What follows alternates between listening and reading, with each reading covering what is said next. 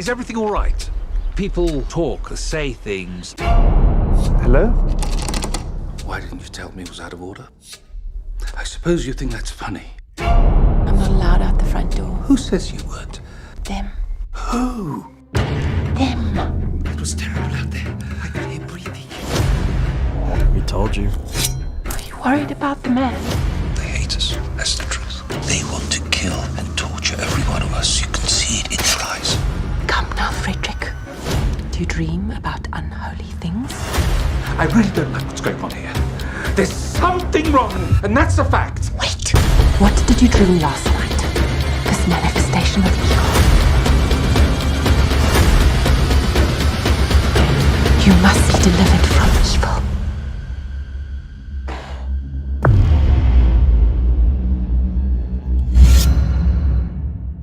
Brown-haired albino was unbuttoning his coat, his eyes on Cermak, who was shaking hands with Roosevelt. Well, it's wonderful to see you, Tony. A lovely gesture. I just wanted to remind you and your administration that you have my full and enthusiastic support. The albino assassin was reaching under his coat, but I grabbed his arm and pulled it away, and his hand came back empty, the gun still under his arm as his coat flapped. I buried a fist in his belly and doubled him over.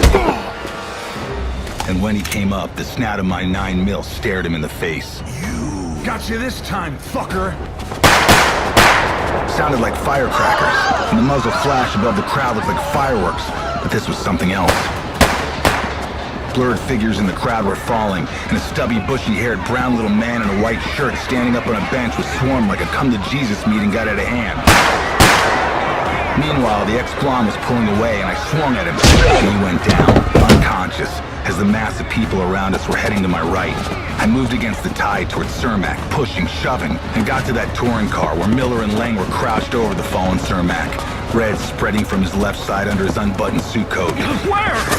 Where were the goddamn bodyguards? I had the blonde, Your Honor. He didn't fire the round. Some bushy-haired little creep. This was no time to tell him he'd been shot by his son-in-law's gardener. What the hell? They got me after all, Heller. The crowd was turning into a mob. Miller, Lang, and I were hovering over Cermak in the quiet of the storm. Heller, get your people out of the way. We need to move the president and his vehicle out of here. For Christ's sakes, Cermak's been shot. Take him with you. Get him to a hospital. Roosevelt, sitting in back, heard me. Put Tony in here and get us the hell out. The shooter's big revolver was clicking on an empty chamber now. But that must have had an 8-round rod, as I found myself on a battlefield where bleeding audience members wandered like wounded warriors, helped by their dazed loved ones.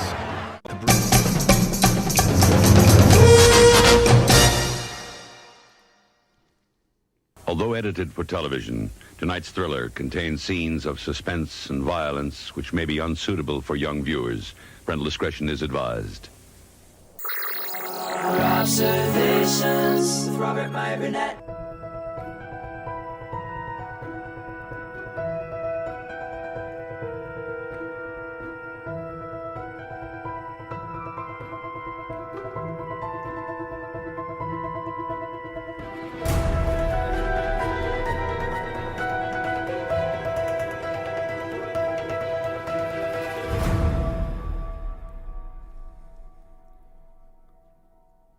Well, greetings, imagination connoisseurs. Once again, it is I, your Duke of Dope Discourse, your master of fun and wonder, your viceroy of verisimilitude, your sommelier of sci-fi and cinema, your evangelist of the imagination and the perhaps never to be defined existential Mr. Rogers. That's right, me, Robert Meyer Burnett, and I'm Robcasting from the Robservatory. You imagination connoisseurs, you members of this, the Post-Geek Singularity community. Welcome to Robservations episode number 1000. It's interesting. It's 1071. I was going to rename it specially to make it 1701, but people would look at the playlist and go, wait, what? But it's 1071. You'll know why if you know why. This is a very special episode of Robservations. I have a very special guest, a man of many talents, a man who has a gun and will travel, a man who's gone to the furthest reaches of every galaxy you can possibly imagine, a man who's effed up Al Pacino's face and won an Academy Award for it. His name is Mr. Doug Drexler, and he is an OG Star Trek fan. He was at a Federation outpost in New York City. I bet you didn't know they have one, but they did. He can tell you all about it. He even worked on the original Star Trek poster book that I had on my wall as a young whippersnapper. He's got a Kickstarter coming up, a documentary about him that's being made called Trek Star. And he's going to tell you all about it, but we're going to delve into his past, his history, maybe his alternate universes. I don't know. Maybe he knows the companion. Maybe he knows who Antonia was from Kirk's past. We don't know. Who the guys who wrote Generations did. Maybe Doug knows. I still don't know. But anyway, here is a little glimpse at his Kickstarter documentary. You know, when I was 13 years old, my father told me if I put half as much time into my schoolwork as I put into that television show, I'd be all right.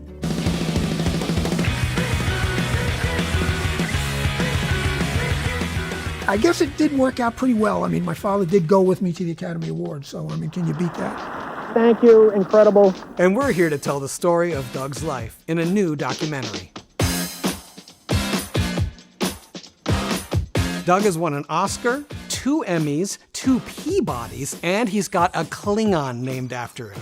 He designed multiple enterprises, blew up Cylon base stars, turned Al Pacino into a comic book gangster, and in 1988, I kid you not, he helped the FBI hijack a 747 jumbo jet from JFK Airport. I did? Too late, it's out there. Doug was part of the genesis of Star Trek fandom, spun it into an incredible career in makeup, graphic design, visual effects, and more.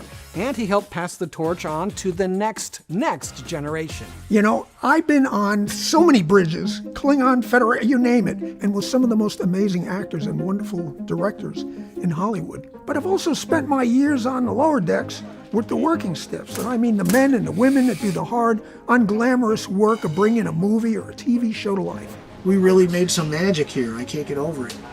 Unless you stick around for the closing credits, you've never heard of us. And we're going to tell their stories. I grew up in New York City, and I fell in love with the 1964-65 New York World's Fair, which was really ground zero for Star Trek aesthetic and design. Much like Star Trek, it was about a hopeful vision of the future, the idea that working together we could create something great.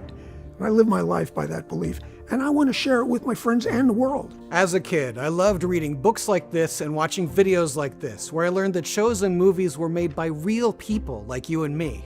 I've made an entire career out of telling stories like these, and in my years working with the crack team behind this documentary, we've taken fans backstage of the Arrowverse, Supernatural, the Vampire Diaries, and more. Over 115 different movies and TV series. But Doug Drexler's story is like nothing I've ever seen. You can be a part of it. Back our project today and join the team that will bring this documentary to life. Because after all, we're just one big happy fleet. Isn't that right? That's true.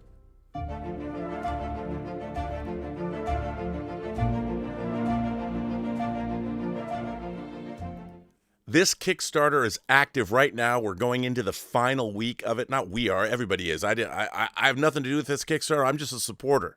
But it's going to be great to have the man himself here.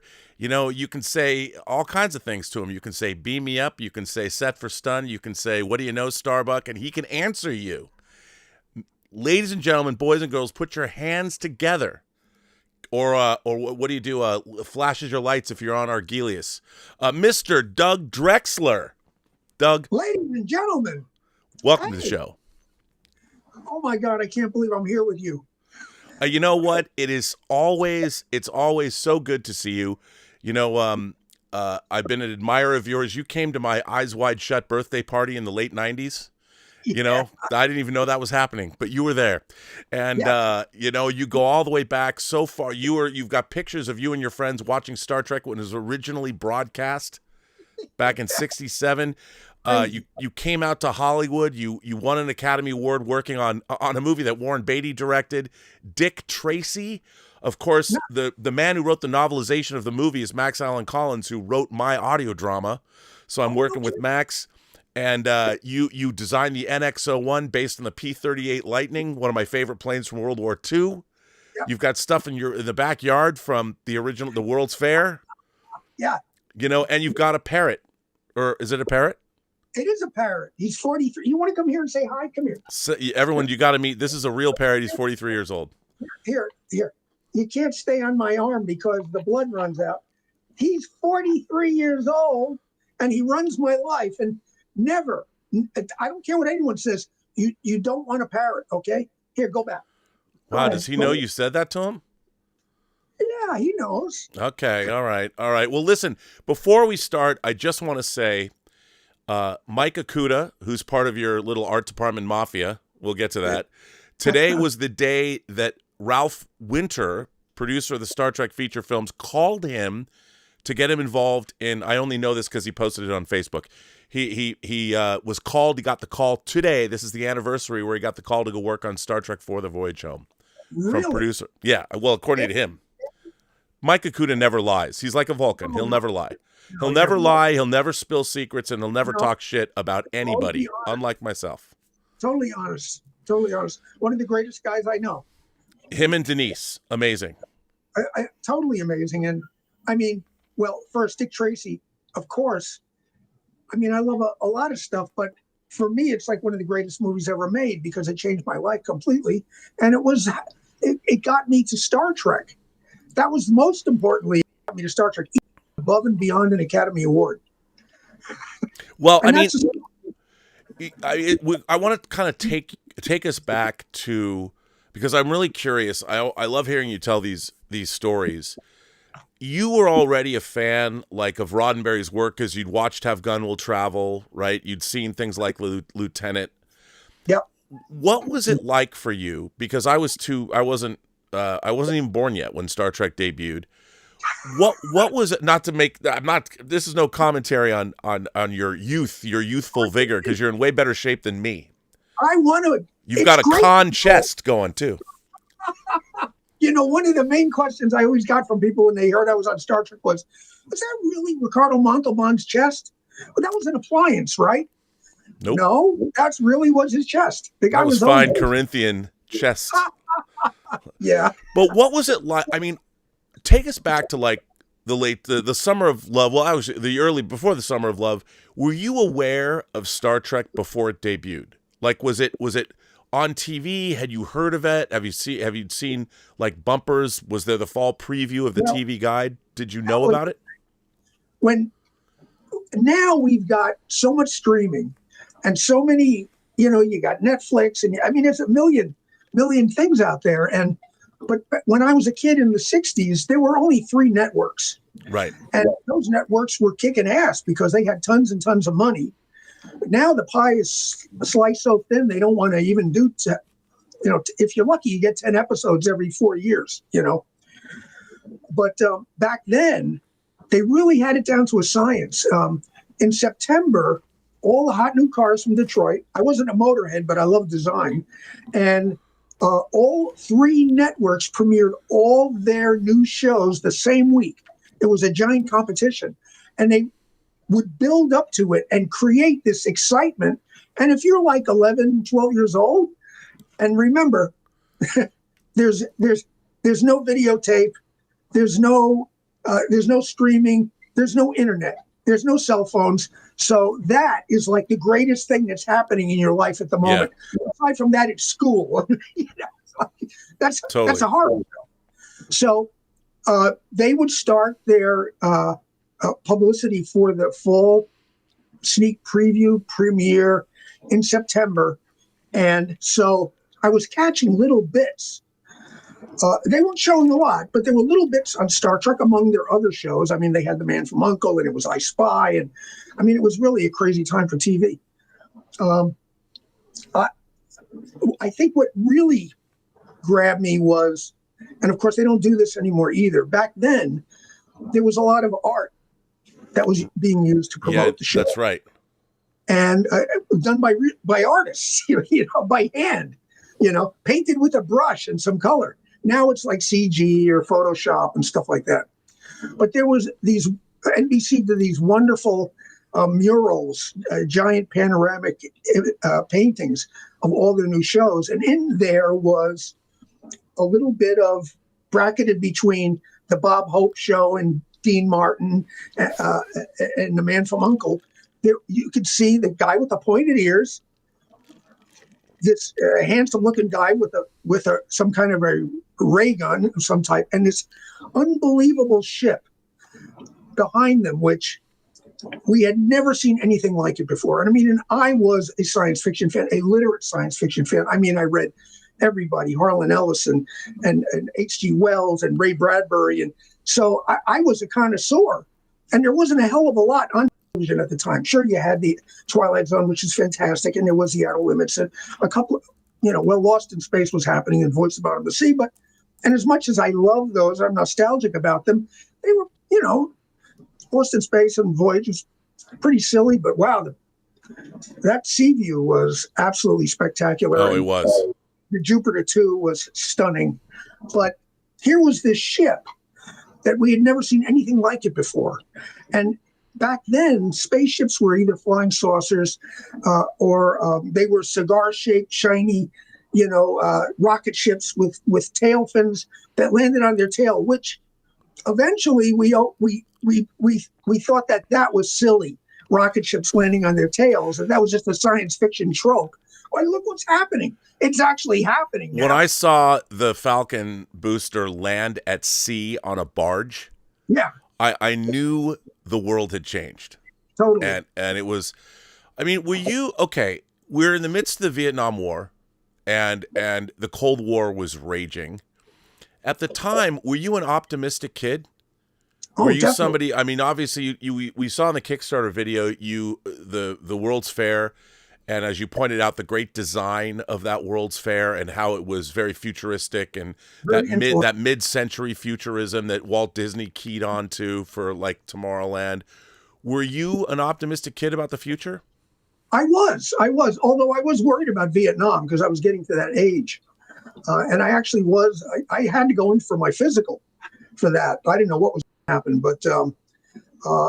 but they just missed me. I mean, I think that my draft number was 45, which was not a good number to have. But it was like right before that the war was ending. So it turned out I didn't have to. Thank God. But I was optimistic. I totally believed in the future, and the World's Fair was about a beautiful tomorrow, a great big beautiful tomorrow, and of course that's what Star Trek is all about. I mean, it was amazing because after the third season wrapped, about a month and a half later, Neil Armstrong landed on the moon.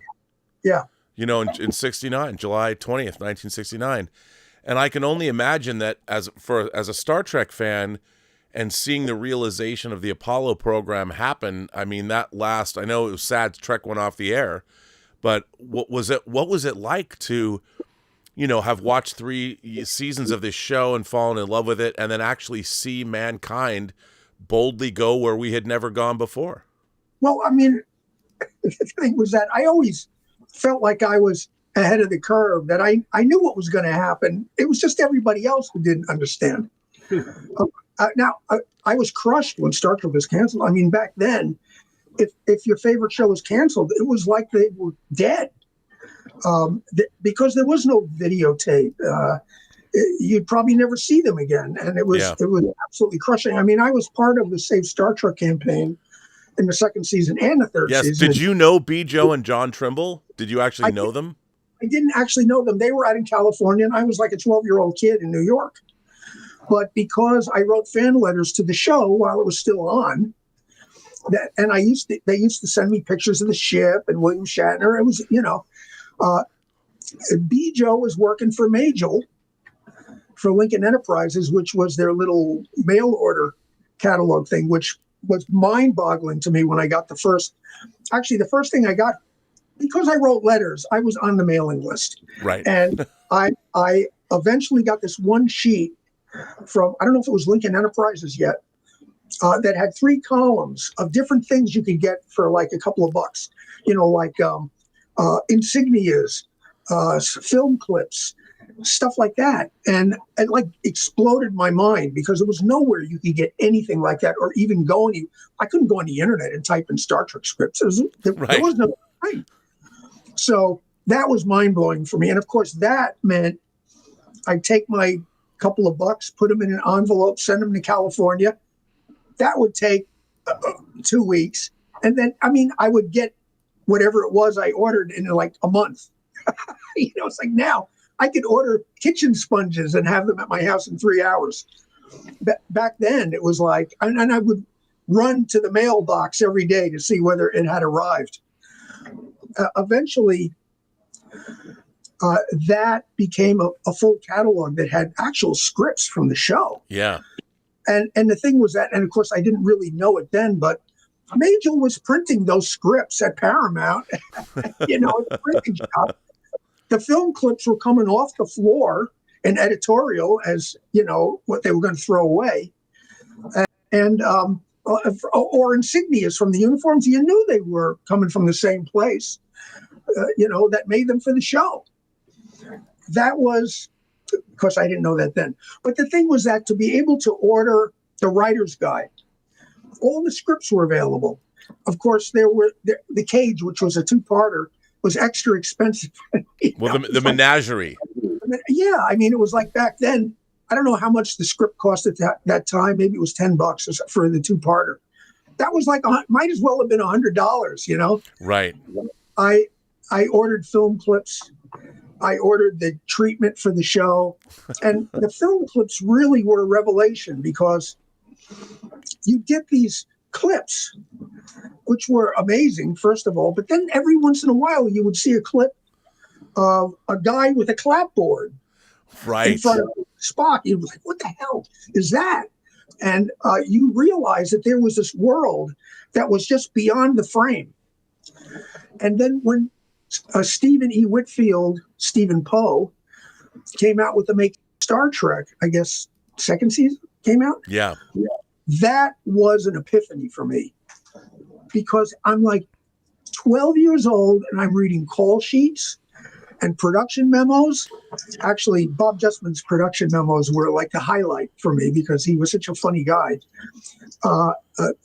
Notes, diagrams, blueprints. And it was, that's when I realized that there's a way to be a part of this amazing thing. I not that I thought that I could ever be a part of it, but it was just a revelation. Before Star Trek, which was September 1966, there was a New York World's Fair, which was 1964 to 1965, which was, really, the New York World's Fair back then made Epcot look like a Tinker toy. Yeah. You got to remember, it was like 20 years after the end of World War II, and the rest of the world had been pounded flat. And so we had this incredible head start on we were still in one piece. So the United States was booming. They say, we want to go back to the way it was. That can never happen again unless the rest of the world is like beaten flat. We had this advantage because of that. What's interesting to me, the Stephen Whitfield book, I think I got it when I was like 8 in 1975 when I got the technical manual and the blueprints when that stuff came out. And yeah, you've got the original copy. That's in really great shape. Did you get that off eBay or is that yours from back? This is mine, and it's even signed by Stephen E. Whitfield. Okay. Wow. Yeah, I never was able to get that when I was a kid. I had to get the printed one with the silver cover and the funky, the writing. But it was, like you said, that book was life-changing. Oh, because back then no one really went in. I had a lot of film books as a kid, but that book took you through the entire process of how a TV show is made. It dealt with the visual effects, the animation effects. I remember they had the pictures from the Apple showing all the security guards getting killed and how they did the animation and the effects work. And it was so, as an 8-year-old like you, I felt the same way. I'm like, oh, you can do this. This is like a job. Yeah. Like you can go and do this kinds of thing.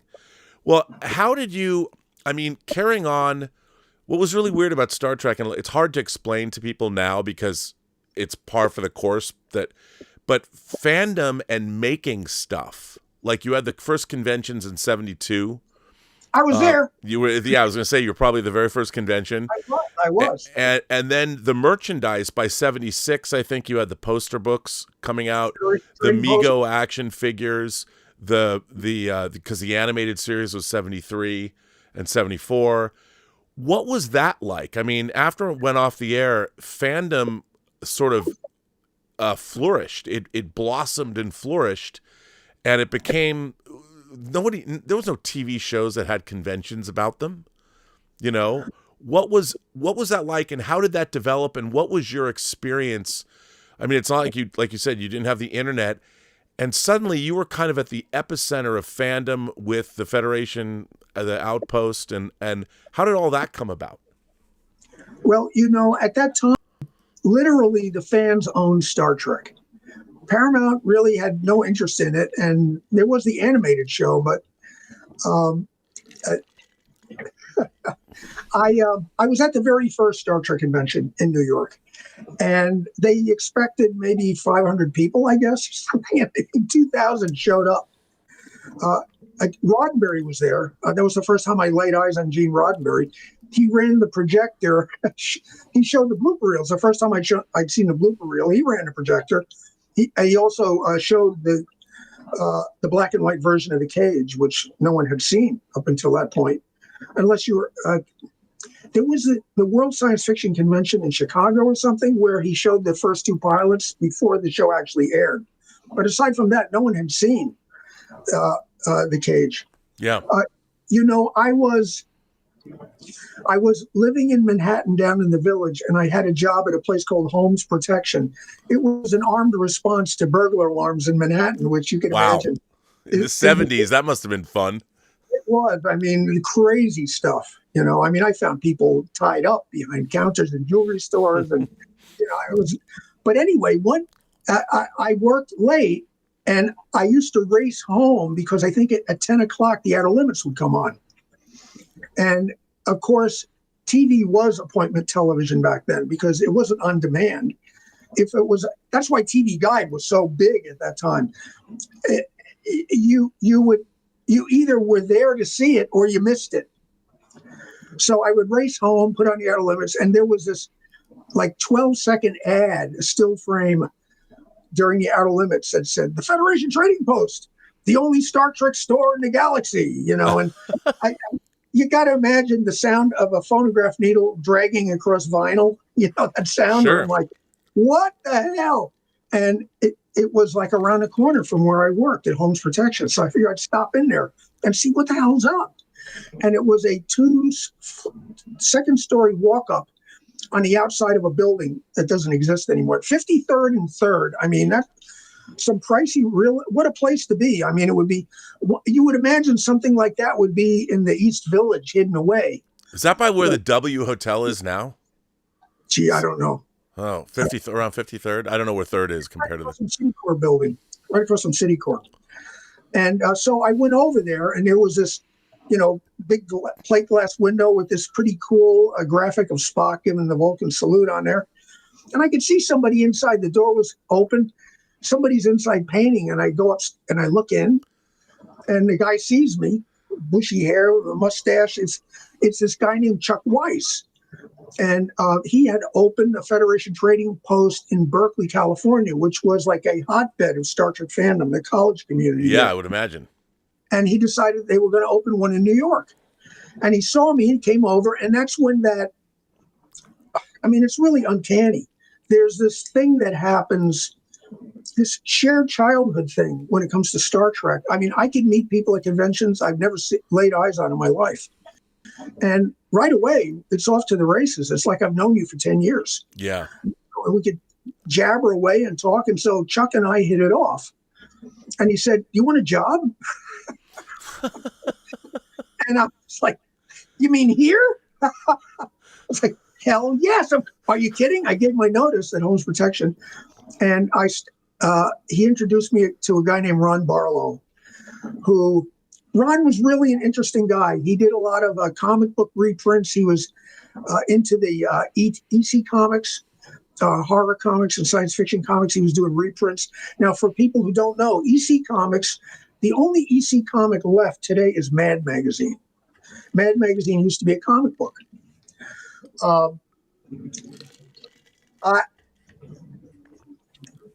So I met Ron. I remember Chuck put me on the phone with him, and I said, "Oh, it's nice to meet you." And he said, "Well, you haven't met me yet." And I'm like, "Uh-oh." I figured there wouldn't really be a problem. There wasn't. I mean, it's like we hit it off instantly, and we were perfect together, and we just built the store out into something really fun. We even had a museum there. And, well, there was not much available as far as No, Star I mean, Trek. there wasn't much. You had the Mego figures, you had books, AMT. and there weren't even had the photo novels come out yet. I mean, Yeah, they were. I think they came out after we opened. But yeah, it wasn't until it wasn't until 75 when the blueprints came out and the Franz Josef technical manual came out. And I got to ask you this, because for me, I think and that fandom changed, especially Star Trek fandom, when the blueprints and the technical manual came out, because they were presented as if they actually came from the 23rd century. Yeah. That they were real. So suddenly, as an 8-year-old kid, when I saw the Articles of the Federation and I saw different starships we'd never seen before, the Scout, the Destroyer, the Tug, the Dreadnought, and I'm reading this book, I'm like, in my mind, well, this is real. Like it said, when you took it out of you took out the Bantam book or the Ballantine books, it said Starfleet, technical manual on it. It looked real. It was this book. So my mind changed. Star Trek was no longer just a TV show. It now had these real world artifacts that nobody told me what canon was. These things were just real. And fandom, I think, we never had that before, where the line was blurred between fandom and fiction and reality, because suddenly, Kevin Riley mentions there's a dance in the bowling alley on the Enterprise, and now suddenly you knew where it was. And you could, I would surround myself as an 8-year-old kid with these blueprints like this was this real thing. I was memorizing all the decks and where I would run to if I needed to get to engineering. Did you feel that way? Did you feel that Star Trek had a fan component that went beyond the show? Oh, yeah, well, I mean, that was one of the first times that you realized that this thing was kind of spreading. The first time I saw Franz Josef's blueprints was quite a few years or so before they were actually published.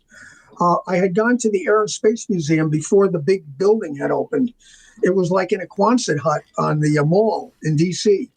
And they had the Enterprise hanging from the ceiling. And underneath it, they had Franz Josef's blueprints on the wall. Wow. And there was a guy standing by the blueprints in a Marine uniform. I mean, not cosplay. I mean, a real Marine sitting there. And when you would go over, he would snap to and explain the ship and where certain things were. And he wasn't hired by the museum. He was doing it, I'm not kidding. He was doing it because he totally loved it. So when of course, the other aspect of it was that once it became published, and I remember when I heard it was out, I went into the city looking for it, and the only bookstore, the first bookstore I went to, which was on 3rd Avenue, I guess, it was closed. But the blueprints were in the front window, and I couldn't get in. It's so frustrating. The other aspect of it was that those blueprints were a bestseller. Yeah. And all of a sudden, that was like amazing cred for Star Trek. That here's this thing that a lot of people joked about and made fun of and said, oh, it's for kiddies and stuff. And now here's these blueprints that are like mind-boggling. My parents thought I was crazy when I asked them I needed this set of blueprints. They're like, you want what? And I had to, I had already built, there was the AMT models, and I had built, my mom already thought I was crazy when I asked her to get me another Enterprise model, and I burned it up. And she's like, what are you doing? I go, I'm making the Constellation, Mom. Oh, I did too. I set up dioramas with the two ships, and I had straws coming from where the phasers were with grain of wheat light bulbs in them to have phaser beams.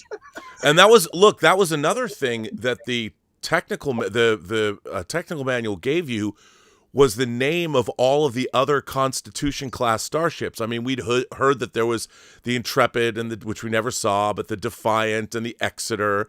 But it gave us even more names, and you found out that there were 12 original Constitution class ships. And then after that, AMT added a decal sheet where you could make all of those 12 ships. So Smart. It was not canonical. They'll tell you the Franz Joseph Technical Manual wasn't canonical, but then when AMT added those to the model kits, I'm like, well, it is canonical. There is these are all real. That the Enterprise is a Constitution class ship, and all this. And what is totally lost, I think, on the people that make Star Trek today is there's no effort to make it believable to us. Like, you watch it, it's become entertainment, it's fun, it's all nostalgic.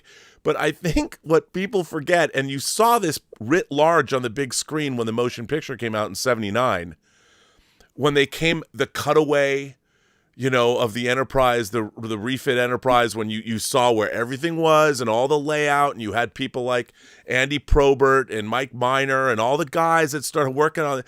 And by the way, you can now say Denise Okuda was actually on the rec deck, or when Kirk was addressing, she used to not want you to say that, but now it's okay. So Denise, you were in Star Trek, the motion picture.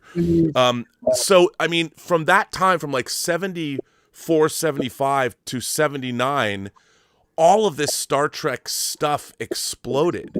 And the line, as a fan, there was a blurred line between what was imaginary and what was just a TV show, and how in your mind, Larry Nemeczek told me the word, he was the first person that told me what a backgrounder was. He called himself a backgrounder, and how all of his friends and the people he knew were writing backgrounds and extrapolating on what the characters did and where they went, and that everybody was drawing these lines, and Star Trek novels were coming out. David Gerrold wrote The Galactic Whirlpool. You had people, Sandra Marshak and Myrna Colbraith wrote The Price and the Fate of the Phoenix. And I didn't think that the novels were not canonical. I'm like, these are just more Star Trek stories, and because they're officially published, they must be real. Well, so you would incorporate, did you do that? Did you incorporate all of this stuff into your experience of Star Trek as a fan? The first bunch of novels I did that were based on the scripts. Some of the other... The James Blish novelizations. James Blish. I remember there was one novel that came out after that described Scotty as a redheaded, blustery... I'm like, that's not Scotty. So right away I'm having an issue with some of the novels. What I remember now, Federation was like, Trading Post was like 76, around there. Yeah. One of the most amazing things about fandom at the time were fanzines. And if you went could you explain to the audience what those are? Well, now you could go on the internet and you could make little videos. You could do your own little Star Trek episodes and write fan fiction and stuff. But back then there was none of that. But the fans wanted to express themselves creatively, and there wasn't new Star Trek. So fans were creating their own Star Trek, and they were writing fiction and printing them out in their own little magazines called fanzines. And they were really cheaply made. They were like, I know not everyone knows what a mimeograph is. Not everyone had Xerox machines. And so they would print their own fanzines, and other fans would get interested, and people would come in who could draw, would do covers and artwork for the stories, which I was one.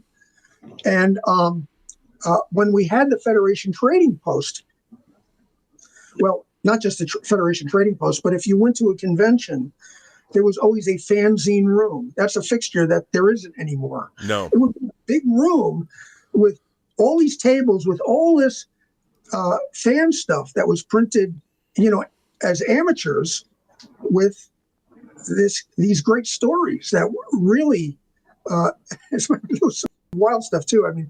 There was like, what did they call it? Slash fiction. Yeah, that's right. It was back in the 70s. People, and it was mostly women who were writing this. They were writing stories about Kirk and Spock were lovers.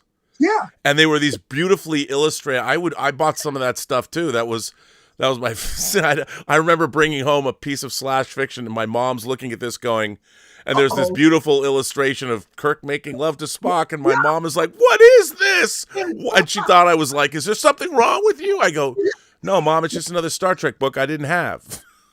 The fans owned the show at that point, and Paramount wasn't even involved. They didn't even really particularly... They didn't care. was a failed TV show. I mean, one really interesting thing was that later, the New York Times did an article on women in science fiction and fantasy, and that how there had been this big influx of women writing science fiction and fantasy stories that before had mostly been men. And they traced it back to Star Trek fanzines. Wow. Yeah. I wish I had that article, but yeah, they traced it back to Star Trek fanzines. So when we had the Federation Trading Post, and like I said, there wasn't a whole lot to sell that was mass market. You know, you had AMT and Mego and, you know, the blueprints, and there wasn't a hell of a lot more than that, the making of Star Trek. We used to actually make or have on consignment in the store stuff done by fans. And so we made our own uniforms. We had slide packs. We, you know, when you see John Belushi and Dan Aykroyd doing their Saturday Night Live Star Trek skit, they got those uniforms from us. Mad Magazine used to come in to get photos to do their, you know, their satires of Star Trek. But one of the things that was super cool about the store was that we took on consignment fanzines from all across the country. We had a wall full of fanzines. You know, we opened a museum as well in the back of the store. You know, I cut a door in the wall, like a Matt Jeffries style shaped door, that shape he loves. And we had Star Trek props. I don't know if you remember Allan Asherman. Yeah. Oh, Allan, who wrote the Star Trek Compendium. Well, I mean, we got him that job because at that time, the Federation Trading Post was the center of Star Trek. Paramount didn't know anything about Star Trek.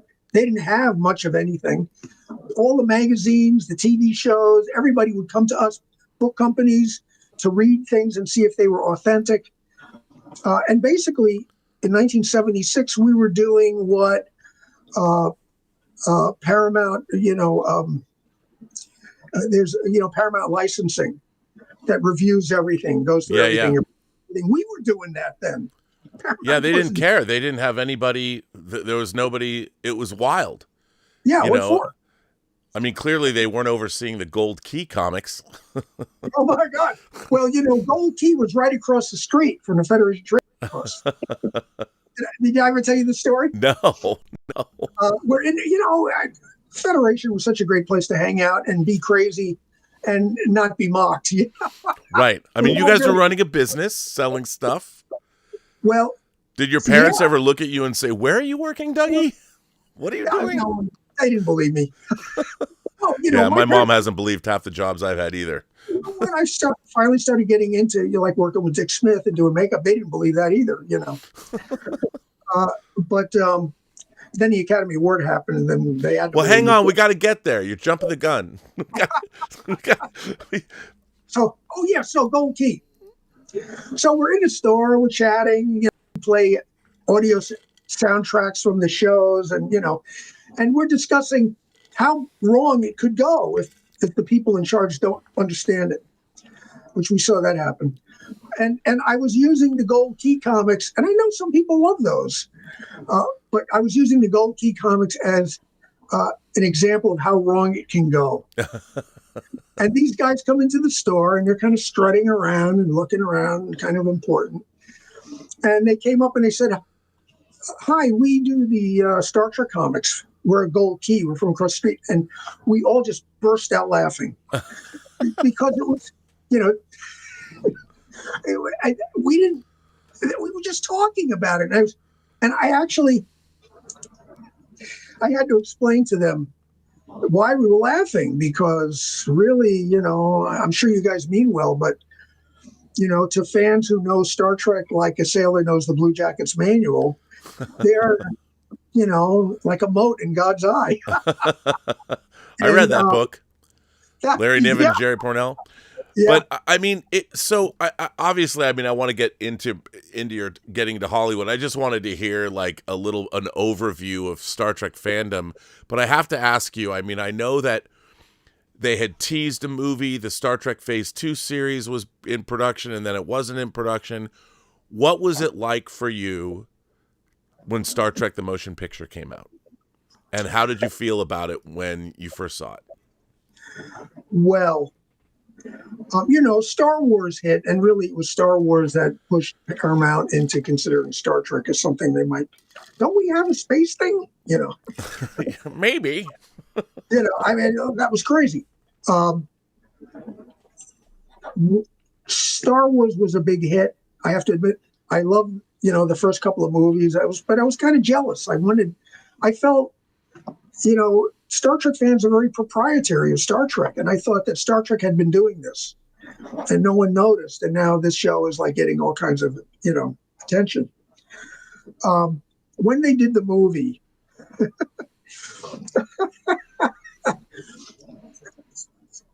Jeff Mandel, I don't know if you know Jeff Mandel. Yeah. Jeff was, when we were at the Federation, he was a 14-year-old kid who came into the Federation trading post and had been doing blueprints, Star Trek blueprints that were like amazing.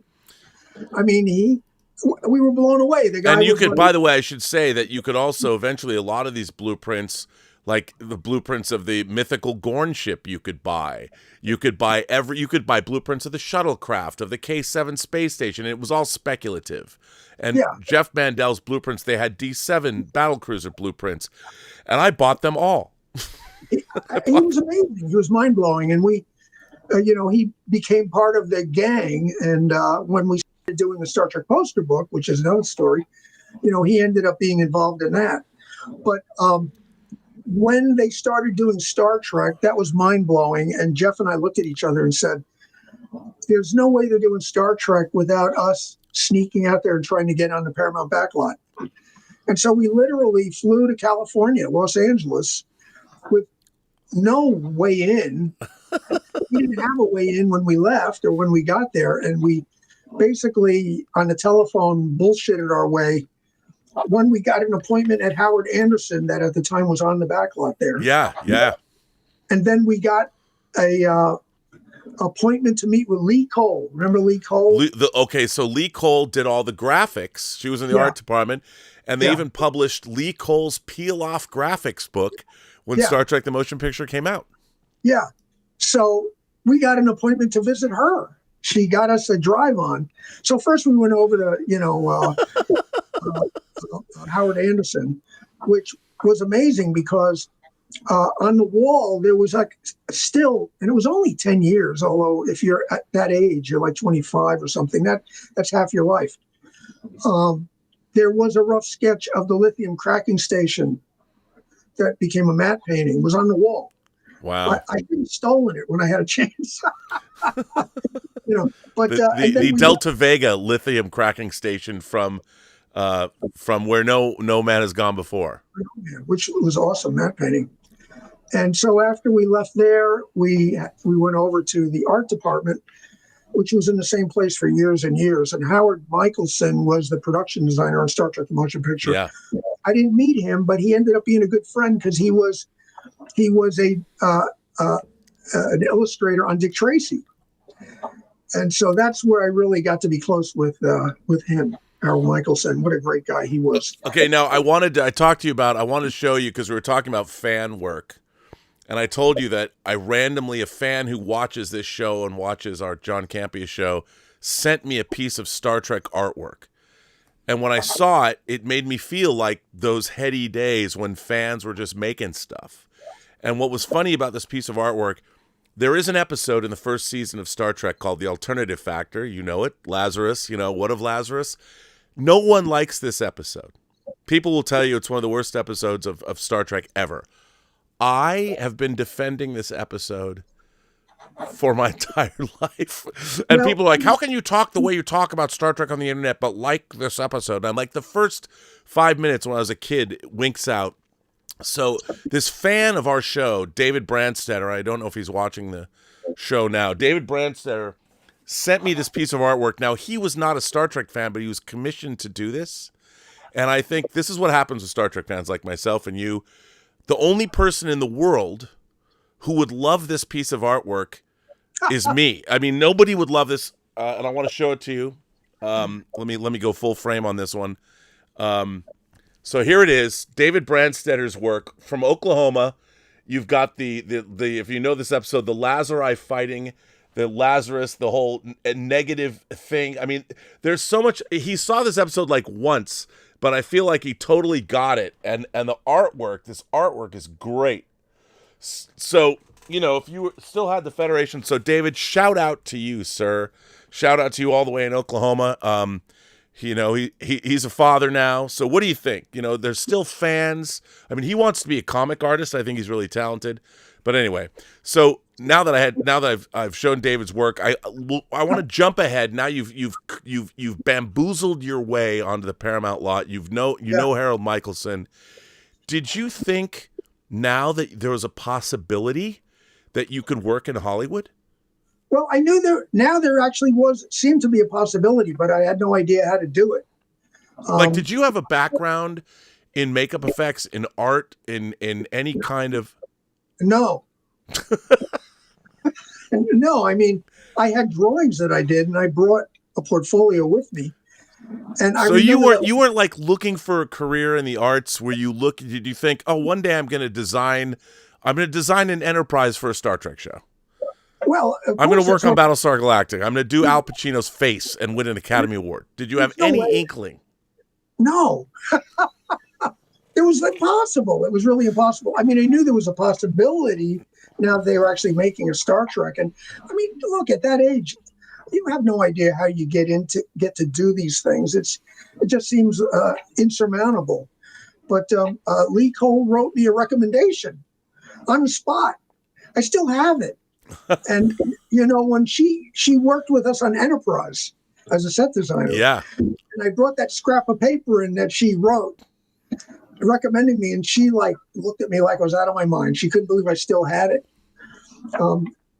So how did you go from being in Lee Cole's office during the production of Star Trek The Motion Picture to in 1990 when Dick Tracy came out? You're looking at, that's a 12-year span of time.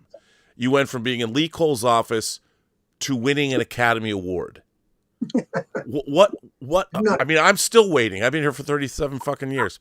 How did that happen? How did you make that transition? You know, my whole life has been crazy lucky. Of course, I was smart enough never to listen to my parents or my teachers. That's number one. Don't let them tell you can't do it, because you probably can. And if they're telling you can't do it, that's probably what you should be doing. You know, after the Federation was a big success for a couple of years, and I ended up getting married and moving out of state. And the store actually went out of business not about a year after I left. It's because I wasn't there, of course. Of course it was. I believe that. Well, you know, I mean, I did keep the store interesting. And Anthony Fredrickson and Jeff Mandel and Ron Barlow, we were all there at the time. And Allan Asherman was involved, you know, when we were doing the poster books. But when I came back, there was no Federation anymore. And I got a job in an architectural supply called Charette in Manhattan. It was an art store, but it was really for architects. You know, you didn't have hobbyists in there, you know. Right. And it was a very cool place to work. And one day, one of the managers was going to have a Halloween party. And I had been, you know, now I could go on the internet and I could type in Lifecast and get like 2,000 videos on YouTube showing you how to do everything, right, step by step, and where to get everything. Well, back then, there was none of that, you know. You had to, knowledge was hard won, and there was a fanzine that eventually became mass media with Starlog called Cinemagic. Yeah, and that was again another huge influence. Cinemagic magazine was a magazine that came out along. They had Starlog, they had Future, which later became Future Life, Fangoria, and then Cinemagic, which showed you. I mean, it was all about making Super 8 films, and it showed you how to make. I made animation gauges to do little stop motion stuff that showed you. That was it was amazing. That was amazing. It was one of the when I first started getting it, it was a fan magazine that came out of Baltimore. I can't remember the name of the guy who ran it. And there was a really detailed article in there about how to do a Planet of the Apes makeup. And it showed it step by I step. have that. Oh my God, do you still have it? No. I sold all my Starlog and Fangorias and Cinemagics. I sold them all. I don't have that anymore. I wish I did. But it showed how to do a makeup the John Chambers style. You know, the mold making and all of that. Yeah. And I had never sculpted. I had never done a life cast. I had no idea how to do any of it. And using that article, which showed me where to get stuff, there was two places in New York. One was Sculpture House that had alginate and moulage for doing life casts. And then there was a place called Alcone in Manhattan that supplied like Broadway with makeup. And there I was able to get this foam latex that was made by Uniroyal, I guess. And I just got everything together that I would need. I figured I'm going to do, you know, everyone at Charette knows that I'm into effects and stuff like that. I knew I had to do something special. So I decided I was going to do a Planet of the Apes makeup. And of course, that meant doing life casting and mold making. And I'd never done any of it. And you just jump right in. I just jumped right in. And the craziest part was that it turned out I could sculpt. I had no idea that I could sculpt. I mean, I drew. And, you know, one thing kind of informs the other. If you've been drawing for a few years, probably you could sculpt as well, you know. Mm-hmm. Once I started doing that, I made the molds. I did the life cast. I ran the foam latex. And the first time I put those pieces on somebody, the Planet of the Apes pieces, it was mind-blowing. I mean, I literally lost my mind at that moment. I had this creature in front of me. I no longer even believed it was a person with makeup on. It was, you know, a chimpanzee from Planet of the Apes. It blew my mind, and I knew right then that I had stumbled into something. I knew it right then. And once that happened, I could not stop. I was making molds on anything that wouldn't stand still. I mean, a lamp, you know, and it was absolutely nuts. And there was a guy, you may know him, named Doug Murray. I don't. Well, he used to write for magazines, film magazines, at Monster Times. Oh, well, then I just don't remember. There were so many people I read, you know, back then. Federation Trading Post attracted everybody.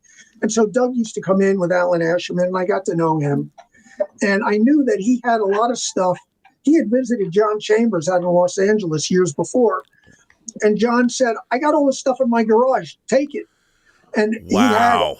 He had the Proteus statue from the first Planet of the Apes. He had Charlton Heston's spacesuit, you know, and he had appliances and stuff. And I called Doug and I said, would he mind if I came out and visited him to get to see these appliances and stuff?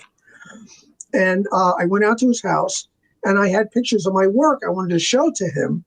And Doug is a very low-key guy. He doesn't, you know, wear his, you know, anything on his sleeve. You don't never know exactly what he's thinking. And he's looking at the stuff without any expression at all. And he goes, you know, I just interviewed Dick Smith. Now, Dick Smith, he was the godfather of makeup. I mean, Dick Smith, Little Big Man, Exorcist. I mean, nobody. Dick Smith did Bowie's old age makeup in The Hunger. Yeah. I mean, probably the greatest makeup artist of all time. Nobody compares to him. There'll never be another one. And so Doug says, I'm going to give you Dick Smith's telephone number. You should give him a call. And I find out he lives in Larchmont, New York, which is like 15 miles north of New York City. I'm in Brooklyn. And I kid you not, it took me a couple of weeks to build up the nerve to dial that number. And when I got Dick on the phone, he kept me on the phone. I couldn't get off the phone. He wanted to give me information and where to get stuff. And he was sending me formulas in the mail. It was crazy.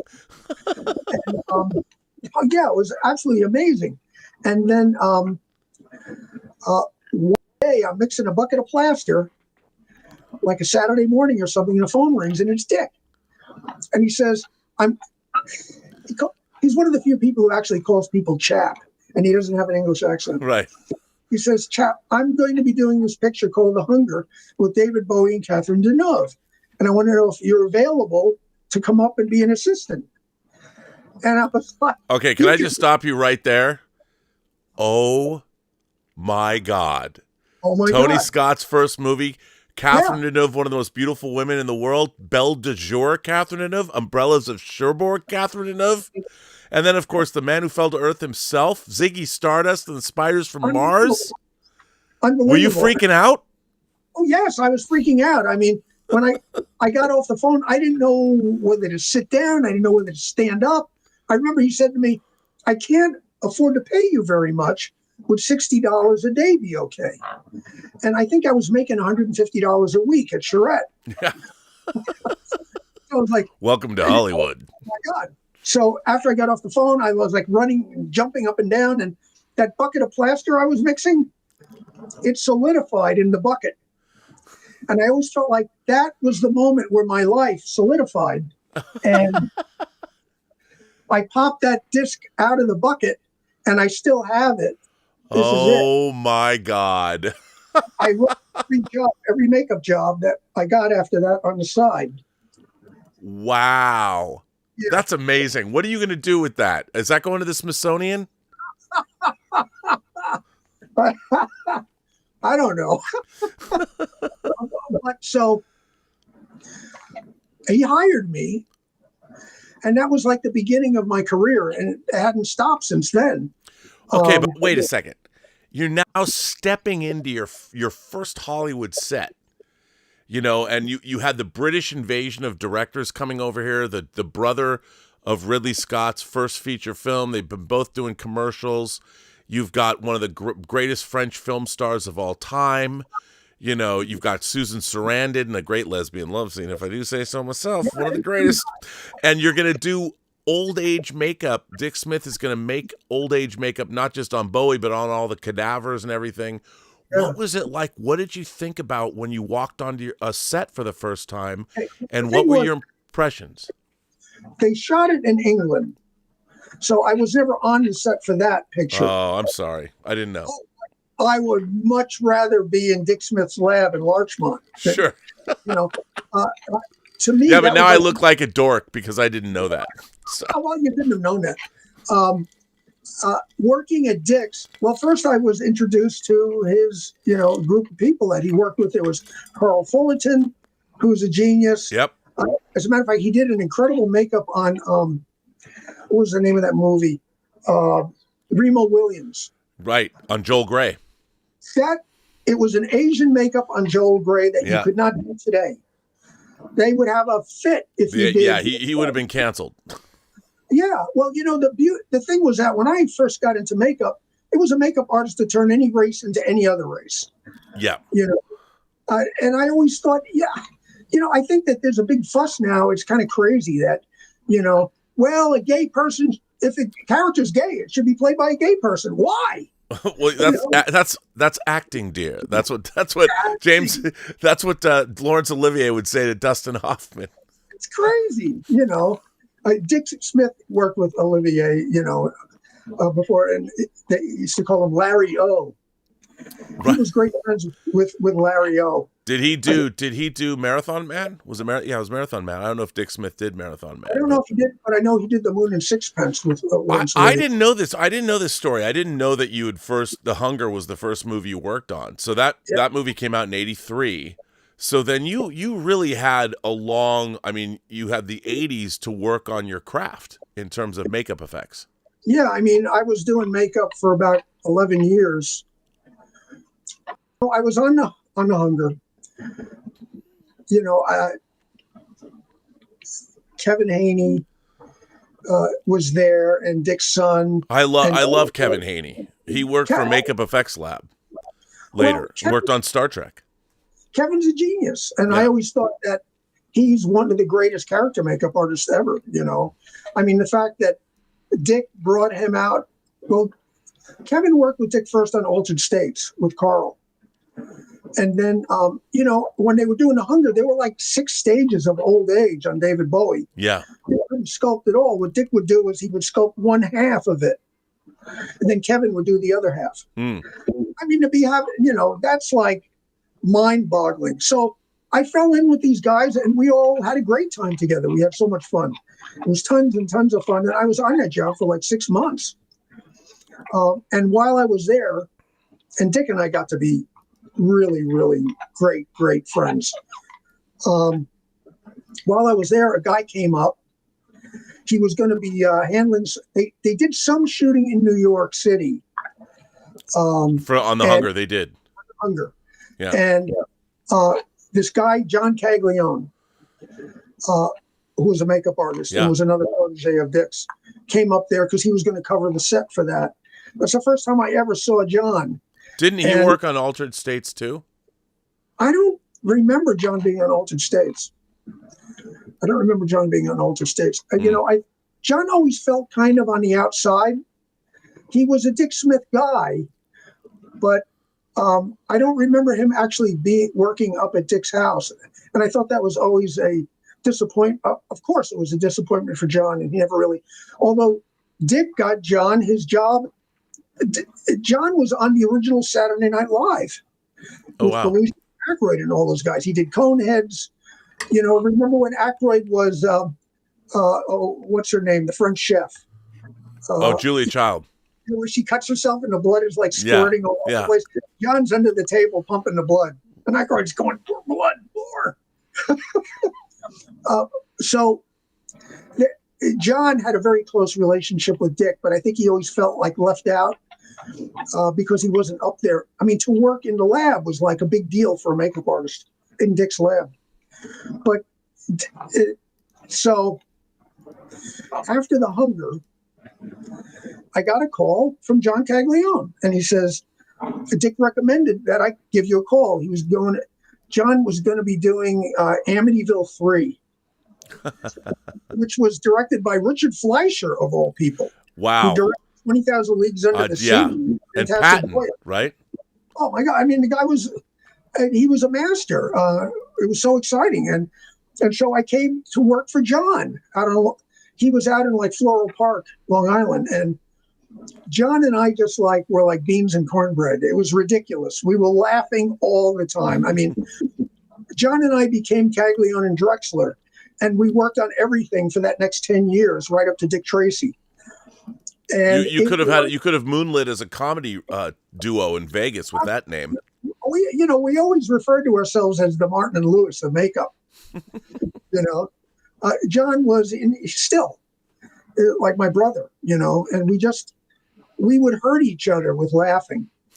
We would just got each other's sense of humor, and we did lots of location.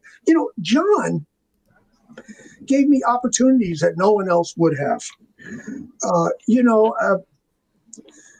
John would send me on location to put makeups on actors when I hardly knew how to do it. John didn't want to go on location, so he would have me do it. Throwing me in the deep end of the pool was one of the greatest things that ever happened to me. Right. And that was because of Caglione.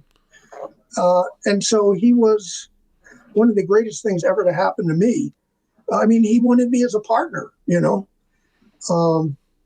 I remember we built a lab in Brooklyn, and that's when I found out that they were going to do Next Generation.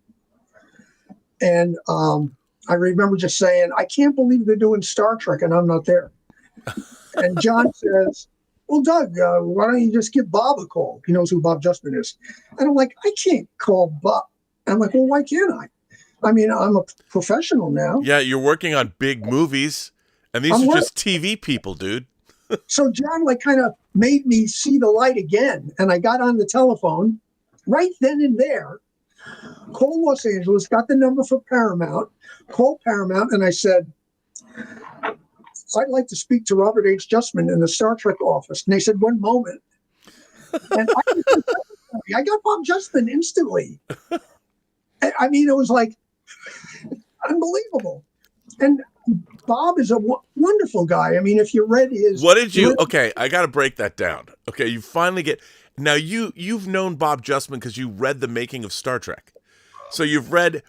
What was that like for you? I mean, I'm always curious because I've had these moments in my life, and I know other people that are lifelong fans. They've moved into the professional sphere, and it's always these random people that most people wouldn't necessarily think are a big deal. But for you and Bob Justman, this had to have been like a flashpoint moment where you're going like, I mean, you could have been talking to Marlon Brando, and that would have been cool. But Bob Justman and Star Trek for Star Trek fans. What was it like for you when he came on the phone? What were you thinking? Yeah, well, he's like right up there. He's right there with Gene Roddenberry, as far as I'm concerned, you know. And I was gobsmacked. I mean, I kept my cool, but he knew right away I was one of his kids. Right. You know. And luckily, because he would not have dismissed you. He would have liked that. Anybody with that mustache would have been cool. He would have been like, I will listen to you. And he probably was impressed when he found out what you worked on. Yeah, he treated me like a professional, you know, and you were. I was. Hard for me to believe it, but I was. There was no internet. I couldn't email him, so we started a snail mail correspondence, and I talked to him once in a while. And God, the guy was amazing. He invited me out to visit, and I flew out, went into Paramount. There were no sets yet. It was just the writer's room, and I stayed with Bob Justman all day long. He took me with him to meetings. He took me with him to meetings to ILM. I remember they showed, it was a shot of the Enterprise D that they had just done. It's from the credits, the title sequence in the beginning where the ship comes underneath the camera. Oh, I'm not saying I have that. I might have that. What? If you want, I could send you all the ILM shots from the pilot, if you want them. Oh my God, of course. Don't tell anyone. I won't tell anybody. Shh, don't tell anybody at Paramount that I might have kept all those things. Impossible. So, because they would love to know that I have them. Those guys. So there's a shot of the D coming under the camera and then snapping to warp. And I just remember watching. Oh, I know this story. I know what you're going to say. I swear I could see somebody walking across the observation lounge. And after we got out of the meeting, I'm like, Bob, am I crazy, or did I see someone walk across the observation lounge? And he just like lit up, because apparently it was something he wanted. Well, just to tell the folks at home, you told us this story when we were working on the Blu-rays, and we actually found that ILM animation. I saw it. And that was because, it was so fun to work with you on the Blu-ray restoration. So for those of you who don't know, Roger Lay Jr. hired me to work with him, and we created all the special features for Next Generation and Enterprise, and you opened up your home to us. We had roundtable discussions with Herman Zimmerman and Mike and Denise and the whole art department. So I thank you for that, because you gave us so much of your time when we did those documentaries, and it was great. And having that, they actually made a postcard. Paramount made a postcard of that. It was like pencil artwork of that animation of people. It was so crude. Yeah, and if you brought it up, I would have called it up and had it. I would have played it. Oh, it's amazing. I mean, if we weren't live, I'd go find it right now and just play the animation. It was when Dan Curry was involved with the first and second season, I guess, of the remastering on TNG. Oh, yeah. So I was involved with that. And, one of the great things about that was that they had everything. Paramount had all the original visual effects footage. So it was mostly a recompositing job. Yeah, because it was what people don't know about Next Generation, or they don't know, is that it was all shot on film. Yeah. So it looks like a lot of the effects were video toaster stuff, but no, it was like cheerleader pom-poms that they were using to create energy, and it was all composited stuff. It was amazing. So I didn't know. So you got involved with Next Generation before it was even shot. I mean, Justman was taking you around. When did you meet Mike and Denise? Well,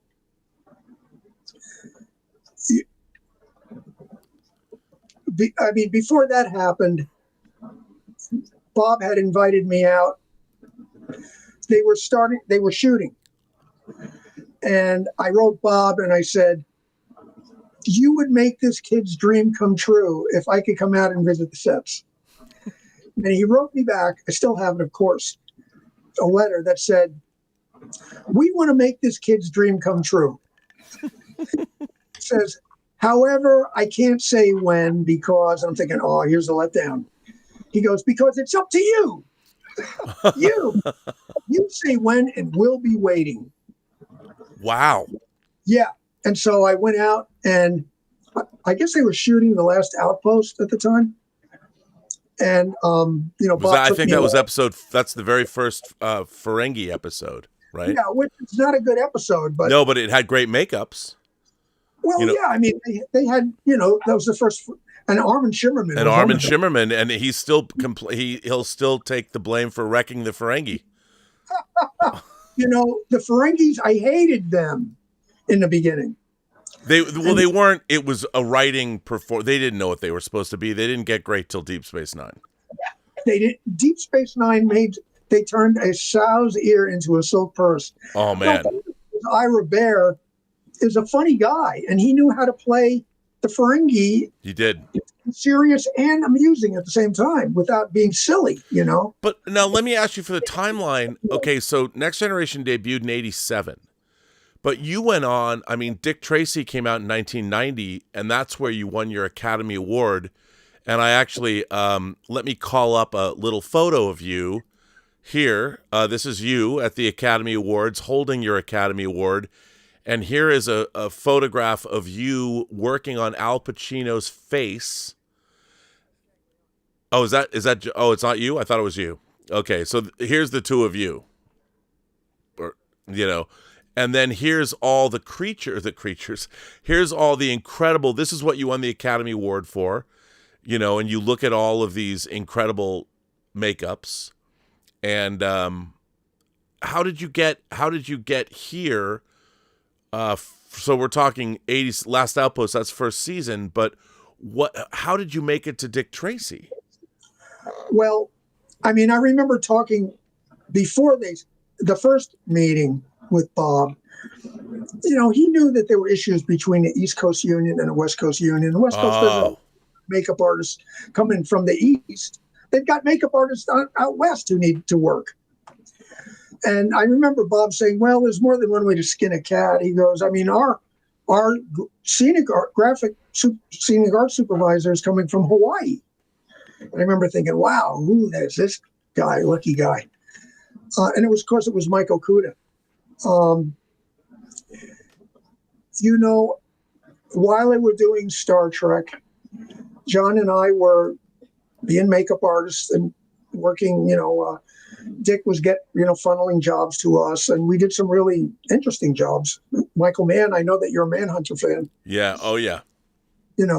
Worked on Manhunter. That's the one where John threw me in the deep end of the pool and says, you're going and putting on the makeup. That was, Tom Noonan. Tom Noonan, man.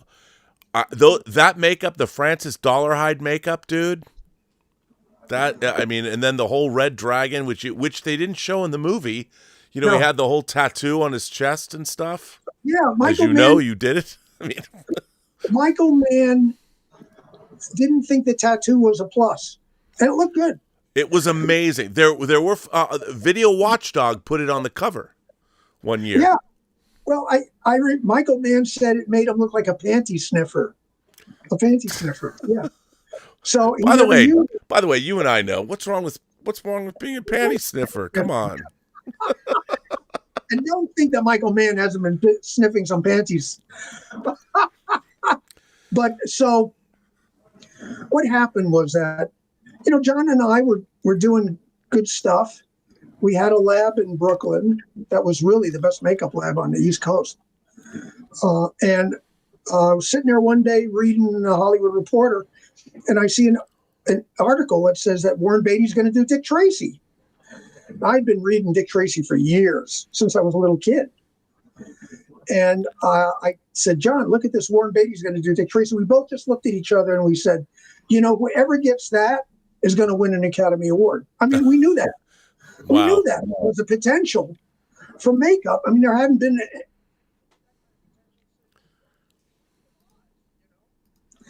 So we had worked with a producer on a few shows like FX and Making Mr. Right, and named John Landau. Not John Landis, John Landau. No, John Landau, who went on to work with James Cameron. He was James Cameron's right-hand guy, and he just died a few years ago, which is a shame because he was one of the best producers that we ever worked with, and he always looked out for us. He was on Dick Tracy. And also Milena Canonero, who was a costume designer on Dick Tracy, worked on The Cotton Club, which John was on. I mean, she's amazing. Amazing. She's amazing and a wonderful person. So she knew John. And then the production designer was Dick Silbert. Yeah. He was an old school genius production designer who came from New York. So the fact that we were from New York, he kind of liked that because he remembered coming out to LA and kind of getting the West Coast cold shoulder until he integrated. So we were out. We were working on was a Liberace TV movie. There were two of them at the time. One was Andy Robinson playing Liberace, and the other one was Victor Garber playing Liberace. Wow. And we did the Victor Garber one, and Victor Garber's the greatest. And hilarious, I've heard. Oh, we just loved him to pieces. They were shooting a scene at Liberace's house in the Hollywood Hills. So we had to come out, and it was a complex prosthetic makeup, and the guy who played his manager also had a makeup, and so we came out to do that. And we get a call from John Landau, and he says, can you come up to Warren Beatty's house and talk to him about Dick Tracy? And John and I are like, what? You gotta be kidding me. Impossible. And so sure enough, the next thing I know, we're driving up Mulholland Drive. The gate to Warren Beatty's house is like, it's like that scene in The Incredibles, where Mr. Incredible goes up to get his outfit fixed by E. No capes. No capes. It's like, my God, you've gotten fat. So we go, and it's just like crazy scene, like where a German Shepherd takes you by the wrist and leads you to the front door.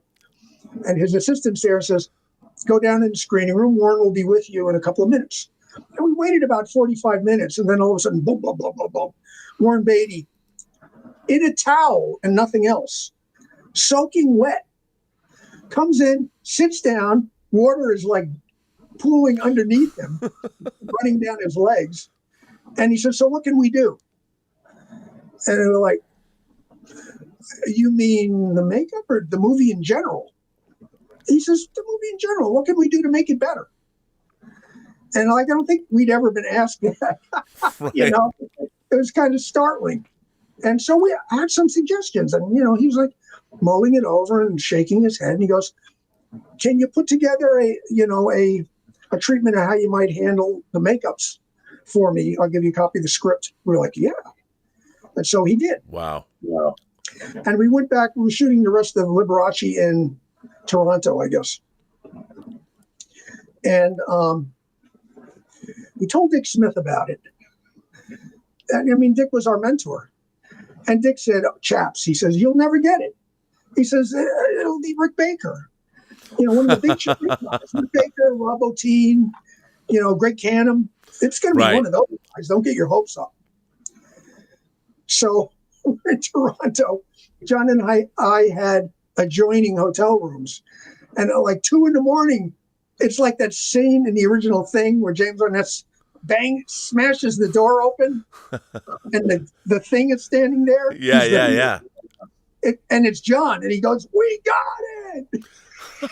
And we were like two kids. We were jumping on the bed, screaming and laughing. Dick Smith could not believe it. It's because you went to Warren Beatty's house and hung out while he was in a towel. He knew he could work with you. He trusted you guys. Yeah, he knew you were the guys. Yeah, when we didn't lose our cool. When he came down in the towel. Then Dick said, "Well, He says, you may have gotten a job, but you'll never lift a brush on stage. He says, Howard Smith, the head of the union, is a terror. I mean, he made Dick Smith take his makeup test to do some stunt masks for, I think it may have been for a funny thing happened on our way to the forum. Wow. That's how this guy was. I made Dick Smith take his test. So he says, well, chaps, you may have gotten a job, but you'll only do lab work. You'll never be able to lift a brush on stage. Howard Smith, he's a terror. Just to give you an idea, Howard Smith came out of a union meeting one night, was shot by a makeup artist. And he lived. Oh, that's not funny. I'm sorry. Bullet died. So what Dick wasn't counting on was Warren Beatty and the power this guy had. I mean, the guy was super, super huge in Hollywood, had a lot of power politically, and the clout was, amazing. And he hadn't decided whether it was going to be a union or non-union shoot yet. For the people, I have to say that for those of you, there's a lot of people today that really don't understand the power that Warren Beatty wielded. But if you think about from the 60s up to, you have things like Bonnie and Clyde, Shampoo, Heaven Can Wait, and then of course he directed Reds, which is Warren, and also he had slept with half of the women in Hollywood. He was one of the most charismatic, and he's married to Annette Bening now. Still, he's one of the great figures in Hollywood in the 60s, 70s, 80s, 90s, and I mean he's still around today. He's not passed away. And he was, I mean, you look at his work. He was a phenomenal actor and an incredible director, and the fact that he took on Dick Tracy was insane.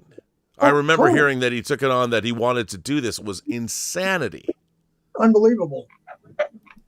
So, and it's still, by the way, going back and looking at it now, it's still one of the great comic adaptations in the wake. It wouldn't have been able to be made if it wasn't, I don't think, if Tim Burton's Batman didn't work, or that early 90s comic book. I mean, it's still, nothing looks like it.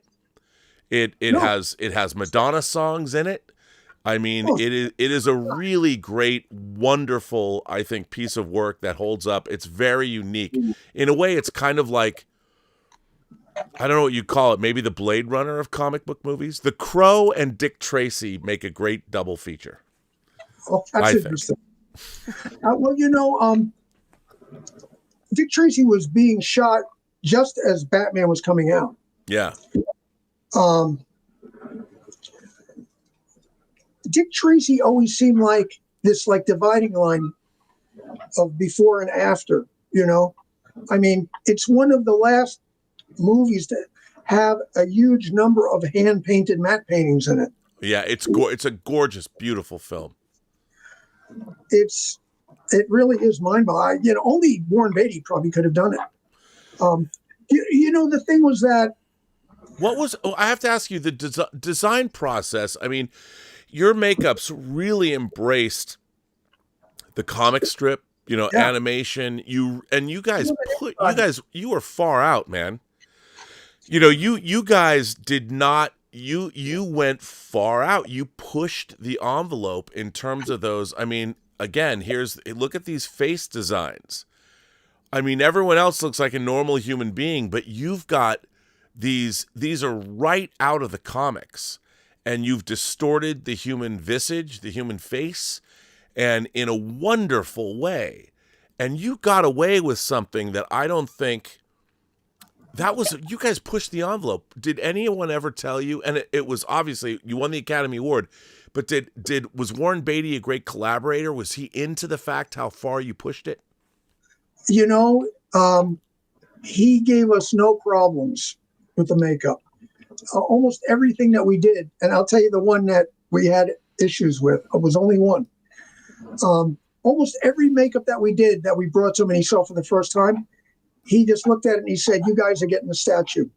That's what he would say to us every time. "You guys are getting the statue." Wow. Yeah. But the one makeup that gave us a problem was the blank. The guy who had no face, and that was a problem. And we did, like a dozen different no face designs. It's crazy. No face. How could this be an issue? And then one day we get a call. Warren wants you to bring down the latest blank. We're looking at dailies and just bring it over. And we went down. We had the thing there in clay. Dick Silbert was there. Vittorio Storaro was there. Milena Canonero was there. John Landau was there. And Warren's looking at it, and he's rubbing his chin. And he says, can you make it look a little more beat up? And he starts taking his fist and like punching the clay. And John and I are looking at each other going, uh-oh. And he's punching the clay, and all of a sudden he stops, looks around at everybody, and realizes how silly he looks. And that was it. He approved it. And we didn't hear another word about it. We also had interesting dealings with Vittorio Storaro, who is considered a genius cinematographer. Yeah. And that's got wild cinematography too. Oh yeah. Well, it was like we did some test shots with Flat Top and Itchy in a scene where he had red light on everything. And it's like in Star Trek the Motion Picture where they're in a state of emergency and all the lights are red. Yeah. Richard Fleischer knows that this makes everyone look flat. Well, that's, I worked in makeup effects for a little while. I worked for Tony Gardner. And one of the things when Stan Winston directed Pumpkinhead, the great Stan Winston, he knew how to light that creature. And Pumpkinhead's, I like it, but I don't think a makeup effects creation has ever looked better. Because makeup effects artists know as much about lighting as cinematographers do. Well, the thing is, you can't light a makeup like you light a regular face. No. It's a camera trick, and we've had to say this to directors before. You have to, the DP has to help us. It's not skin. Light does not diffuse through it. We're not using silicones and stuff like they have today. And so the first makeup test, it was all like red light, and it was like all the paint work that had been done just dropped out. You couldn't even see it. And it looked like crap. And we were distressed. And we talked to John Landau. And John Landau said, look, Vittorio has been thinking about how he wants to like this movie for the last 2 years. Go and use your charm to convince him, And I remember we went to see him, and there were a couple of people ahead of us to talk to him. And we finally got our chance to talk to him, and we explained the issues. And he said, I am the author of the cinematography. And we just went, uh-oh. It's true. So we did another makeup test without any help. It looked equally crappy. And we were in a screening room with Vittorio and Dick Silbert, who was a great defender of us. Right. And Vittorio was complaining about how this is our issue and we have to figure it out. And Dick Silbert got up and said, Vittorio, how come the door I painted green looks black?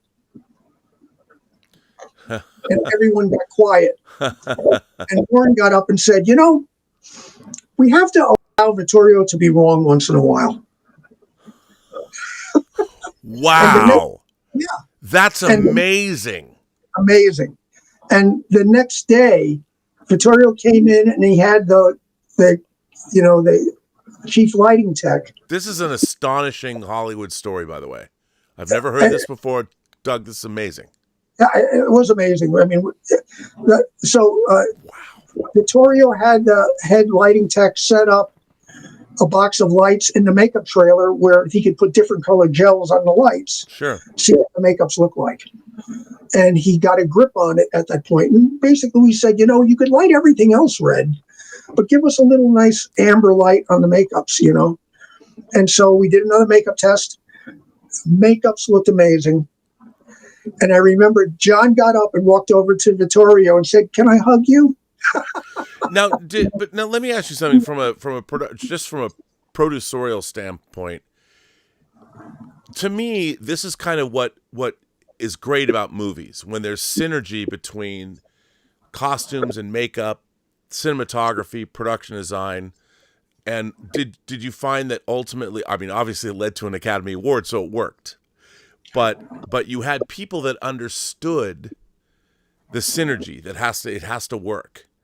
Did you feel, was there a lesson to be learned there? Did you take something away from that? Aside from the fact that you were proved triumphant, but well, it's just that it can go wrong so many ways. I mean, if you don't have, if Warren Beatty hadn't gotten up and said we have to allow Vittorio to be wrong once in a while, who knows what direction it would have gone in from there. And if Dick Silbert hadn't stood up for us, God knows. I'm not sure what we would have done if they just let Vittorio say it's your problem. Right. When really, dude, that's what an amazing story to have people stand up for you like that. I mean, it was, and I think it's interesting because what you then went on to do, obviously you both won the Academy Award for Dick Tracy, and you did go to work on Star Trek. You did go to work with Mike and Denise. And what was interesting was your contributions to modern Star Trek, from Next Generation all the way through to the end of Enterprise, for 25 seasons of Star Trek, 18 years under the Rick Berman era, has changed television forever. Definitely. Next Generation was a first-run syndicated show that was never working. It was game shows and things like that. Enterprise, or Star Trek: The Next Generation changed the game. And then you came on board to do makeups, and then you transitioned into digital effects to the point where you ended up working on, you created the NX-01, which is entirely a digital creation. And then you went on to work with Gary Hutzel on Battlestar Galactica. Gary, man. I mean, and Gary Hutzel, again, rest in peace. He was so nice to us working on the Blu-rays. I mean, I loved Gary Hutzel so much. He was such a nice guy. He's got a sense of humor, and that's why we clicked, we both knew how to laugh. By the way, there's some questions. There's questions from our viewers that are watching the show live. Darth Plato says, loving this talk. Welcome, Doug. Hi. JDP13 says, Doug, thanks for all your amazing contributions to Star Trek. As someone who worked on Enterprise, have you any thoughts on Mike Sussman's proposed Star Trek United pitch with Scott Bakula? Have you seen anything on that when he's the president of the Federation? I mean, I know about as much as anybody, I guess, whatever Mike has, revealed. I would love to see that happen. And I know that Mike would call me if it happens. Oh, he would. Mike Sussman wrote In a Mirror Darkly. Yeah. Season 4, he brought back the Gorn, he brought back the Tholians, he brought back everybody. I love Mike Sussman. His pitches, he's been floating, because that's the way you have to get noticed. You just have to float these things out into the world. Fearless Wolf says, Rob, I've got a question for Doug. This is a good question. This is really good. You're going to love this. How has science fiction's way of seeing the world evolved in 30 years? And are there ideas or sensibilities now that you wish Trek had the language to explore back then? Well, that's a tough question.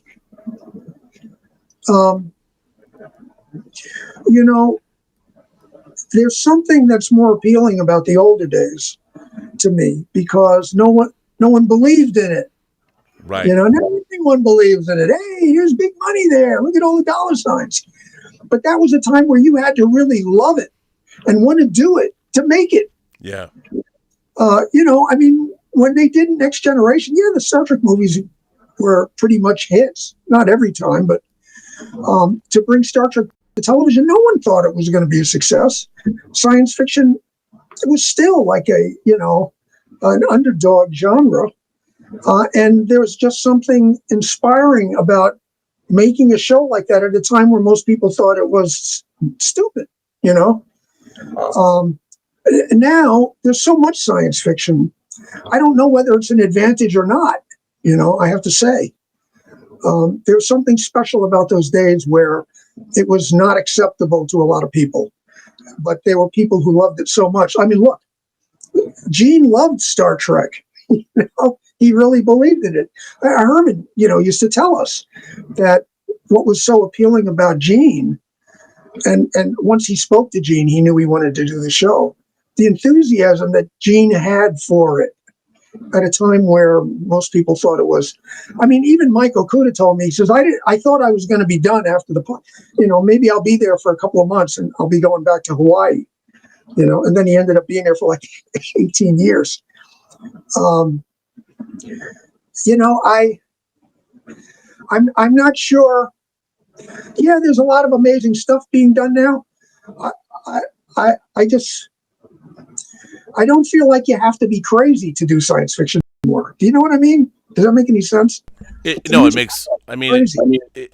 makes total sense, because look, when Star Trek started, it wasn't necessarily lucrative. Like you said, Star Trek was a series that was always second in the ratings. It was never number one. It had to be saved after the second season, you know, letter writing campaign. And then, you know, even the movie, Star Trek the Motion Picture, people complained about it, but it still made money. And Star Trek has been an interesting case study throughout history, and we're still getting new Star Trek. We have a new Star Trek series on the horizon. We have the new prequel series, regardless of what you think of it. And everyone knows on this channel what I think of it, and I won't get into it. But the fact is, Star Trek endures. And Star Trek has reinvented itself. I think that Star Trek has always reflected the time that it's been created in. And that has never been so true as the modern Star Trek era from 2009 on. But I've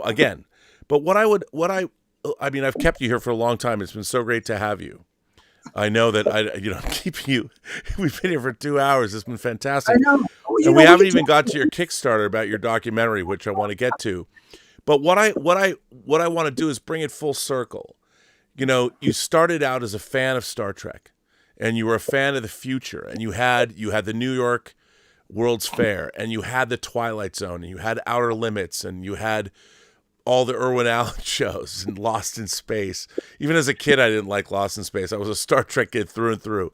But you had Star Trek. You went to the conventions. You came up, and in a way, I had a little bit of that. You know, I got to make a movie with William Shatner, and I got to work on the Star Trek experience and work on the documentaries, but I never got to work on the actual shows. You did. And you got to go in, and you got to design the NX-01. You got to design and then redesign, which should have been canonical, bringing in that secondary hull, you know, and that which they made model kits of. You can buy model kits of the evolution of the NX-01. So you got to contribute to Star Trek. You were the only person that I know.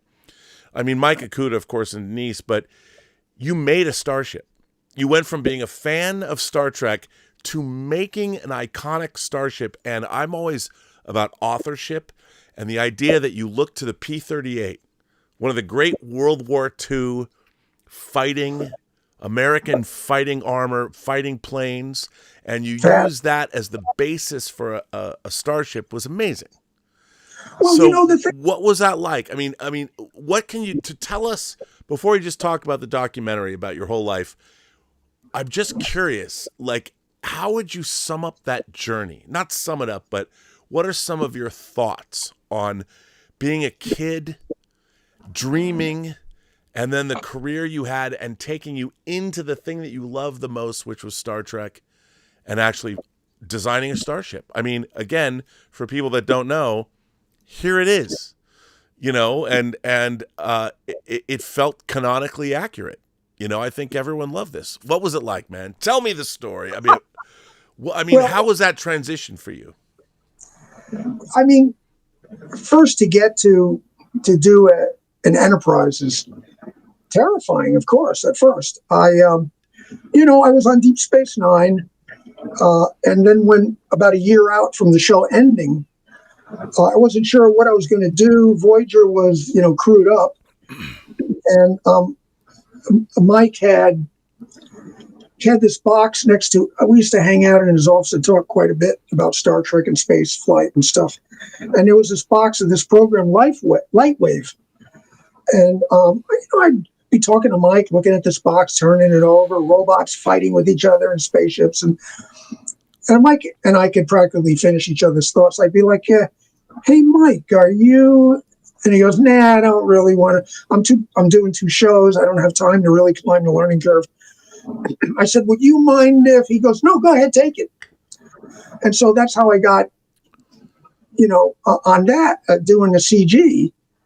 And then Gary Hutzel came in one day. I could feel someone behind me. I turned around and there's Gary rubbing his chin, looking at me using a Lightwave.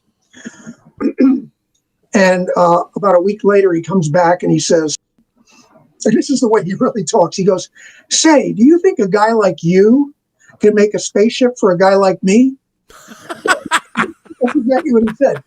And I said, Gary, I go, well, yeah, but I don't have the skill. That's some Casablanca Star Trek shit right there. Gary, I said, but Gary, those guys at like Foundation are way, way better than me. And this is what he said. He said, Doug, I'd rather give a chance to somebody who I actually enjoy working with. And wow. I'm like, okay, then. And so we did a ship together. I didn't know what I was doing, but it turned out okay. And I remember when we were done, I said to Gary, that was really great. That was really fun. I hope we get a chance to do this again. And I just remember Gary saying, be careful what you wish for. Well, what I've always admired about you is you change with the times. You have this great career in makeup effects to the point where you win an Academy Award. You go to the pinnacle of Hollywood. Then, as the fanboy in you go to work on Star Trek, which is a show that never gets its due. It never gets its Emmy Awards. It never gets its due. And you go because you love it. Stewart have gotten? How many? Come on. It was never even nominated. Never nominated. No. I mean, the cast did get nominated by the SAG Awards or something in the final season. But, you look at that, and of course you meet, we did the art department roundtable discussion for the Blu-rays for Next Generation where we brought in Herman, and I was able to cut, thanks to you guys, a tribute video for Herman Zimmerman that was played at the Art Directors Award. That was amazing. Yeah. But it was going to your house and having Herman Zimmerman there and you and Denise and Mike, and it was such an amazing, for me, it's kind of funny that in a way I never reached the heights you've reached, but I look at you and I think I know how much it meant to me. It doesn't mean anything to anybody else, but to work on Star Trek, people go, oh, you won an Academy Award, but then you went and worked on Star Trek and you built a starship. To me, that's like the coolest. You can't get cooler. There's no cooler. When I was finally on TNG and I got to know Mike, and we'll get back to what it meant to design an Enterprise in a minute, but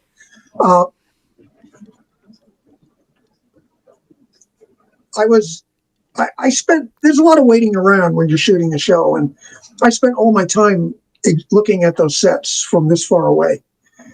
And Mike is coming down the corridor. We're all alone, and we start talking. And I asked him, I said, what are the chances of me getting into the art department?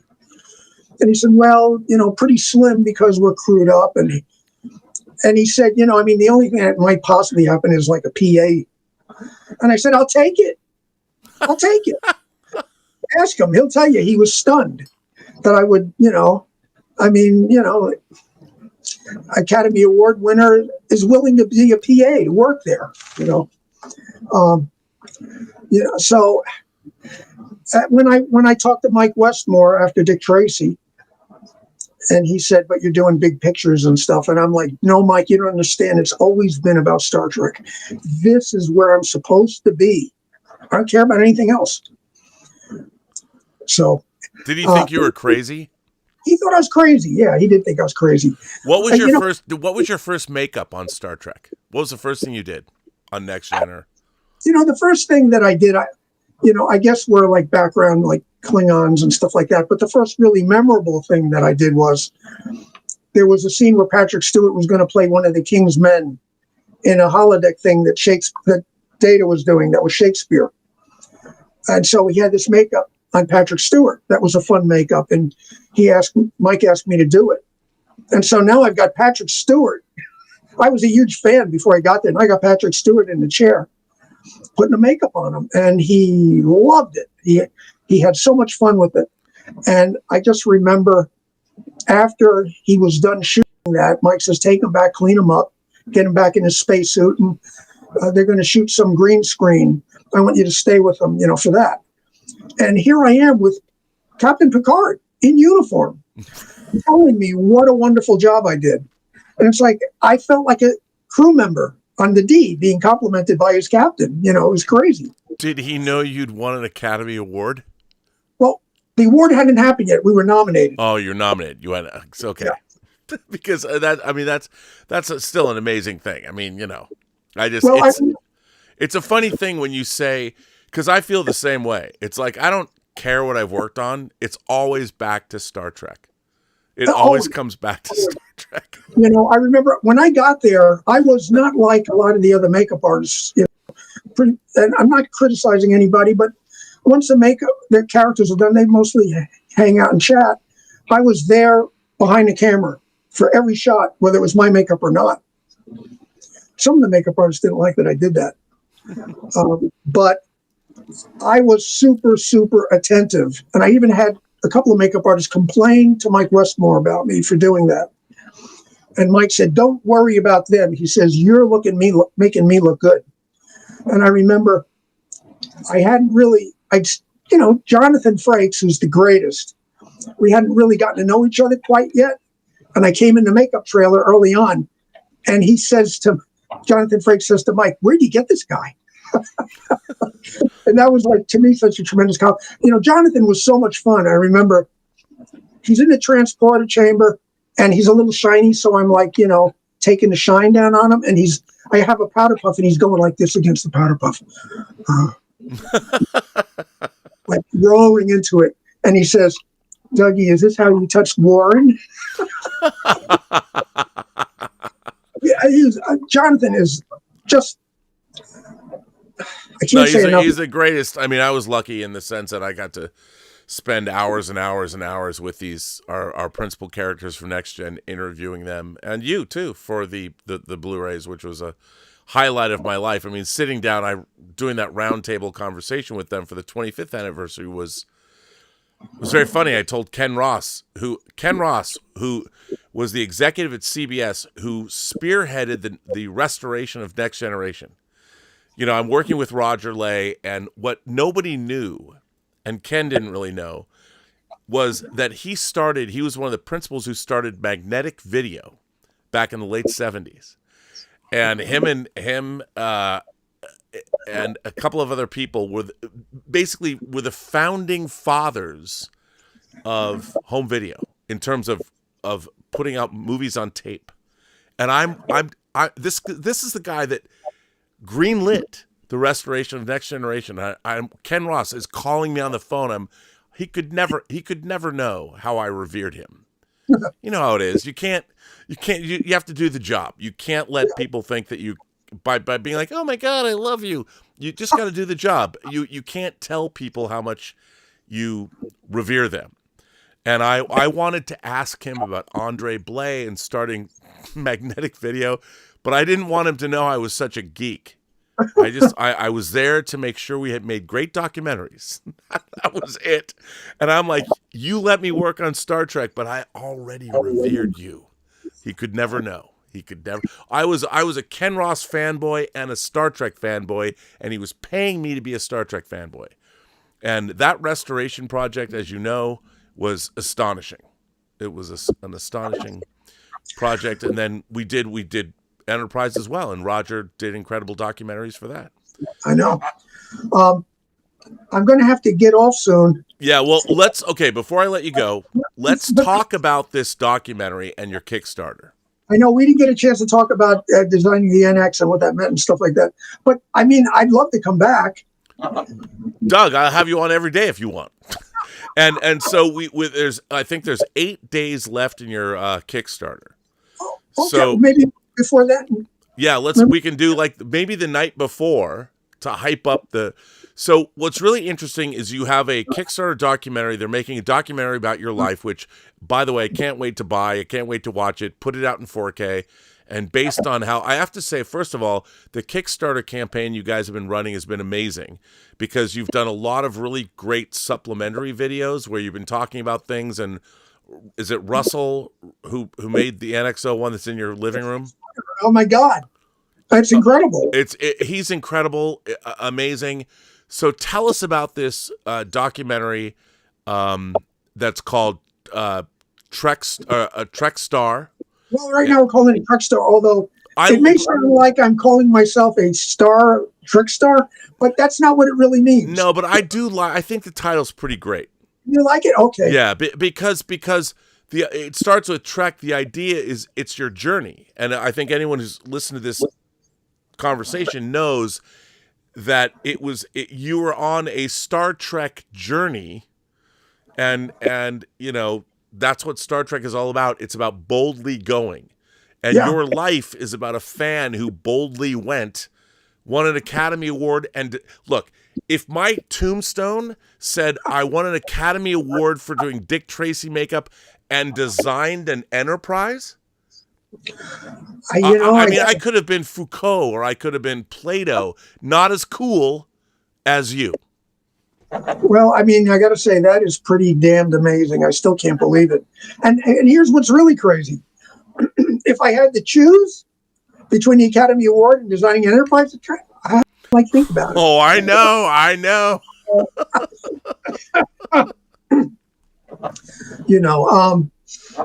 By the way, S-Track says, Doug, so good to see you. What is your bird's name? Beaker. Look at the camera. Hey, pay attention. Beaky boy. He's named after the Muppet. And DUI Champ says, hey, R&B, glad I brought you two together. Hey, like I said earlier, Doug Drexler was at my Eyes Wide Shut party in the late 90s. Just saying. That I didn't even know about, but I stripped down to my skivvies and jumped. I know. But and not only that, you found love twice in your life. Oh my God. By the way. Yeah, I mean, you know, Dorothy was a love of my life, 32 years, and when I lost her, I didn't think I mean, I didn't have anything to live for. But, you know, Donna was a miracle in my life.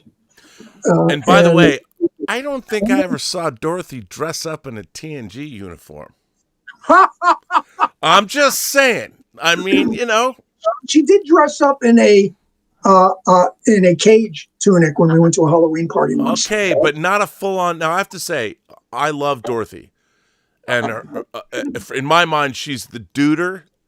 Yeah, she's. I called her the duder. She was the coolest lady ever. Amazing. However, didn't wear a full Next Generation uniform.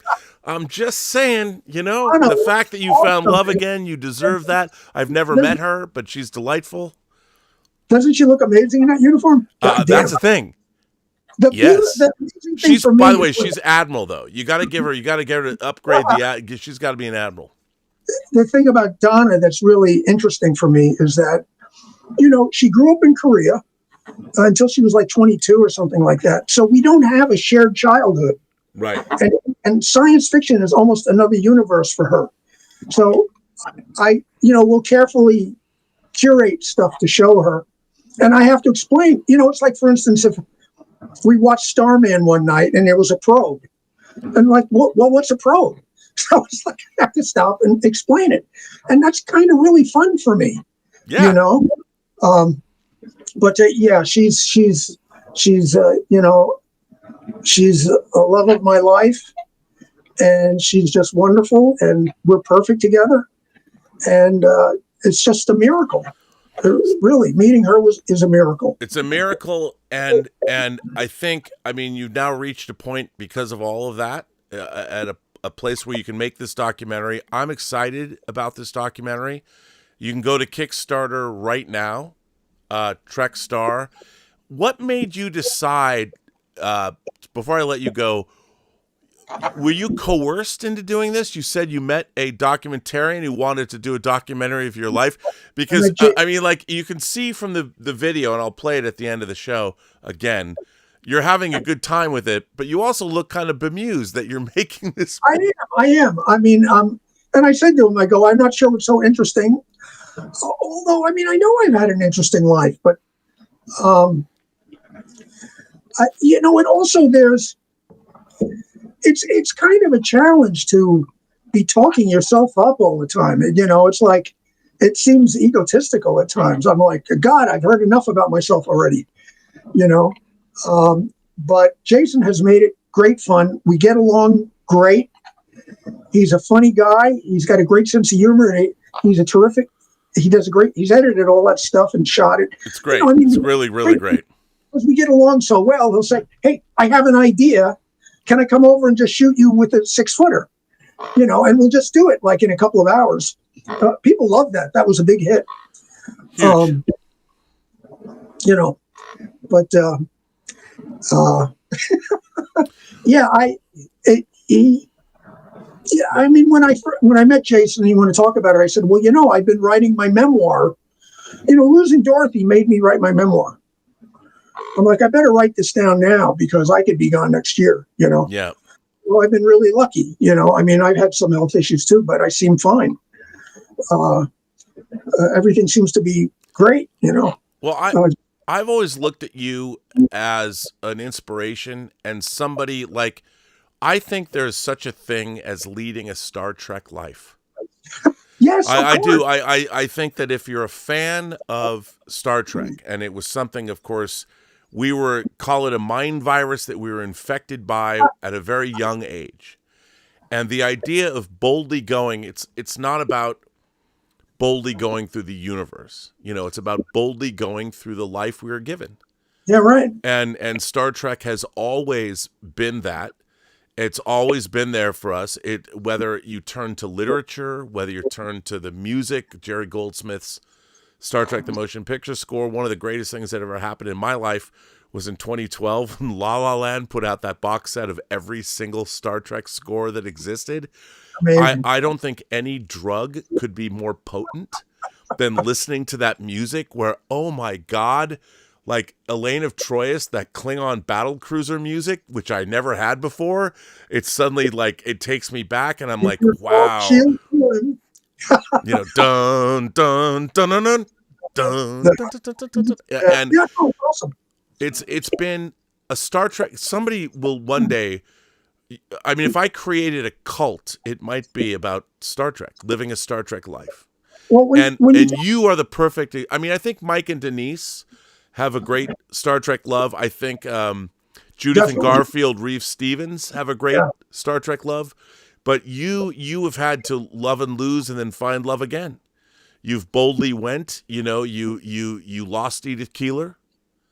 Yeah. You know, and I think that Star Trek now and the documentary about you, I'm looking forward to it because I think that look, I don't want to have somebody singing an Annie song and change the lyrics from It's a Hard Knock Life to It's a Star Trek Life. I don't want that to happen. I don't mean to belittle it, but I think that the documentary that is being made about you is going to be very inspirational, like Star Trek itself, like Adam Nimoy's documentary about growing up for the love of Spock, which I thought was terrific. I can't wait to see this Kickstarter documentary, and I think everybody should support it. Well, thank you, and everybody, thank you so much. And we do need your help. I believe we were going to make I believe we're going to make it, you know, but we'll see. You know, when you talk about leading a Star Trek life, I remember Gene Roddenberry. I used to go to his college, you know, when he would speak at colleges. Yeah. And I think it's even on that record that he did, where the he Inside said, Star Trek record. Star Trek. He says, I am an alien, and so are you.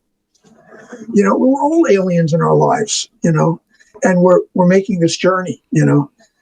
And Star Trek is, you know, the adults told me I'd grow out of it, but wow, were they wrong? They were wrong, dude. I mean, every day. I got to meet Gene Roddenberry at a Christmas party for a cast Christmas party. Heidi Julian, a.k.a. Heidi Smothers, who was a script supervisor on Next Gen, we became friends, and she took me to the Star Trek Christmas party. I want to say it was in 90 or 91 maybe, soon before he died. And I actually got to meet the man, you know, and shake his hand. And I was probably the most tongue-tied I'd ever been in my life, because you want to convey how much what he created meant to you. But at a Christmas party where the cast, everyone's having a good time, drinking some champagne, how do you do that? Yeah. You know, and I think I just said, thank you for everything you've given me in my life, man. And he knew. He knew. No, yes, I know. And, you know, I also had experience like that with Stan Lee, where Stan was a huge influence on my life too, you know. And, you know, when we had the Federation, I'll make this short. No, tell the story. Please have me back before. Oh, absolutely. I'll bring you back. Federation Trading Post. We put a museum in there. It was really pretty impressive. No one had seen anything like it. And we sent out press release to invitations to a press party. In Manhattan, you've got everybody just down the block, NBC, CBS, you know, the newspapers. And I sent an invitation to Stan Lee, and he came. And my mother, she made me throw my comic books away when I was a kid because comics were bad. And now I've got Stan Lee standing there with my mother. And I said, Mom, I want you to meet Stan Lee. And she literally put her finger in his face and said, I want you to know you had more to do with raising my son than I did. And Stan said, the last woman who told me that, her son was in Sing Sing. So, you know, this is the life that we've had, the fan life. I mean, what a great moment. Well, it comes full circle because God knows, like 40 years later or whatever. And of course, Barbara Luna is one of my best friends. She was doing an autograph show and she says, Dougie, Stan Lee's going to be there. You should come down. And so I did. And she says, he's in the green room. Come on. And we go in, and Stan never lets you down, you know, as being someone who's lovable and makes you feel like the most important person in the room. And we chatted with him. We took pictures with him. He was signing posters and things, 90-something years old, going like a bat out of hell. And so after, you know, the girls got done talking to him, I said, Stan, I told him, I said, you know, you were my surrogate father. And I told him the story about the Federation Trading Post and what my mother said, and that he said, the last woman who told me that, my son was in Sing Sing, and he burst out laughing. And so, you know, you were my surrogate dad. And I'm like, I know you've probably heard this a million times from other people. And we got done chatting. There were other people, and he, you know, we started, you know, circulating around. And about a half an hour later, his handler comes in and says, Stan, we got to get you to the airport. And so he's heading towards the door. And I'm thinking, I want to say something to him. But, you know, he just talked to like 50 other people. He probably doesn't even remember talking to me, 90-something years old. As he reaches for the doorknob, he stops, turns around, finds me, and says, goodbye, my surrogate son. Wow. Yeah. One of the great moments in my life. Wow, that's amazing. Yeah. But anyway, I'm going to have to get off. Yeah, you go. Doug, first of all, thank you so much for your time tonight. Thank you for being here. I think everybody go to Kickstarter and support Trekstar. I'm going to show the video, the Kickstarter video, one more time. I want to thank you for being here. And by the way, I just want you to know that because of you and Dorothy and Mike and Denise, I've come to know Luna a little bit. Luna. And when I was a young whippersnapper, my first celebrity crush, the woman I thought was the most beautiful woman who lived, was Nichelle Nichols. But the second woman that was my celebrity crush was Marlena Moreau. I am the captain's woman. You know, She was my favorite Star Trek babe. She was my Star Trek crush. And I remember one day I was with some friends of hers, and I said, and she was there, and I said, when I was growing up, there were 3 women. It was Raquel Welch, Brigitte Bardot, and Barbara Luna. And Luna says, I don't like my billing. Well, I mean, she brings this up, and look, when I made Free Enterprise, I love that we have Deborah Van Valkenburg. I love her, great. But it was only because Barbara Luna's agent would not call us back. He was an idiot. She's just saying, you know. And I, by the way, that was because the casting director, Linda Francis, she should rest in peace. She was the one that brought Deborah Van Valkenburg to me and Mark, and there was no question. I mean, there was a huge list of people, and she was not on the top of it. And when we saw her name, we're like, it's Deborah Van Valkenburg because the Warriors, and I love Deborah Van Valkenburg, and I will love her forever. And by the way, in a Deep Space Nine 2-parter, past tense. But Barbara Luna, my favorite Star Trek babe, too. Yeah. I mean, I'm the captain's woman oiling my traps. You know, I mean, her finger on the Tantalus field. Amazing. And by the way, she still looks fan-fucking-tastic. Can I just say? The amazing thing about her is that she's still sexy. And you know what it is about her? She's funny. So funny. And that's funny keeps you young. And let's face it, she's also Hawk's wife in Battlestar Buck Rogers' second season. I mean, and when I come back, we can talk about Luna. Actually, we should get her to come on with you.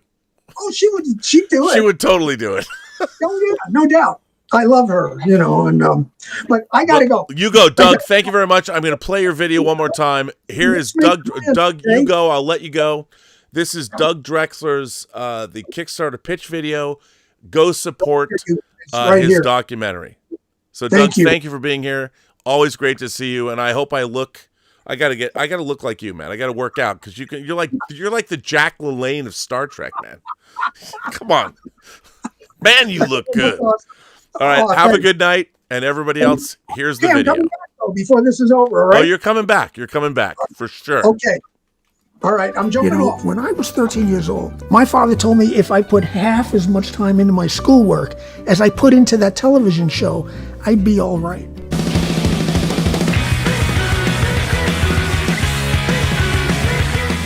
I guess it did work out pretty well. I mean, my father did go with me to the Academy Awards, so, I mean, can you beat that? Thank you, incredible. And we're here to tell the story of Doug's life in a new documentary. Doug has won an Oscar, 2 Emmys, 2 Peabodys, and he's got a Klingon named after him. He designed multiple enterprises, blew up Cylon base stars, turned Al Pacino into a comic book gangster, and in 1988, I kid you not, he helped the FBI hijack a 747 jumbo jet from JFK Airport. I did? Too late, it's out there. Doug was part of the genesis of Star Trek fandom, spun it into an incredible career in makeup, graphic design, visual effects, and more.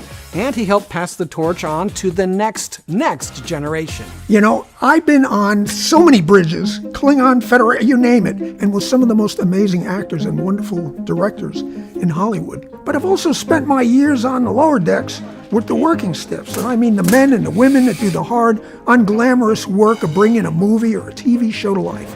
We really made some magic here. I can't get over it. Unless you stick around for the closing credits, you've never heard of us. And we're going to tell their stories. I grew up in New York City, and I fell in love with the 1964-65 New York World's Fair, which was really ground zero for Star Trek aesthetic and design. Much like Star Trek, it was about a hopeful vision of the future, the idea that working together we could create something great. And I live my life by that belief, and I want to share it with my friends and the world. As a kid, I loved reading books like this and watching videos like this, where I learned that shows and movies were made by real people like you and me. I've made an entire career out of telling stories like these, and in my years working with the crack team behind this documentary, we've taken fans backstage of the Arrowverse, Supernatural, The Vampire Diaries, and more. Over 115 different movies and TV series. But Doug Drexler's story is like nothing I've ever seen. You can be a part of it. Back our project today and join the team that will bring this documentary to life. Because after all, we're just one big happy fleet. Isn't that right? That's true.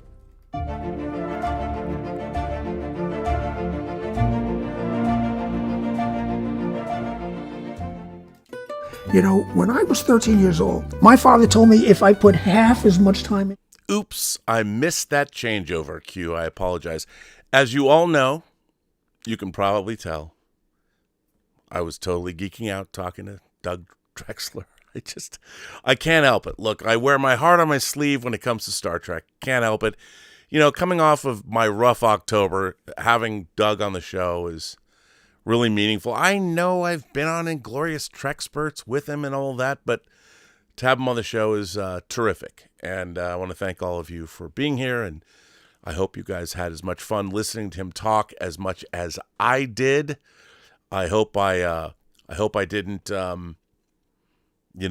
interrupt him too much.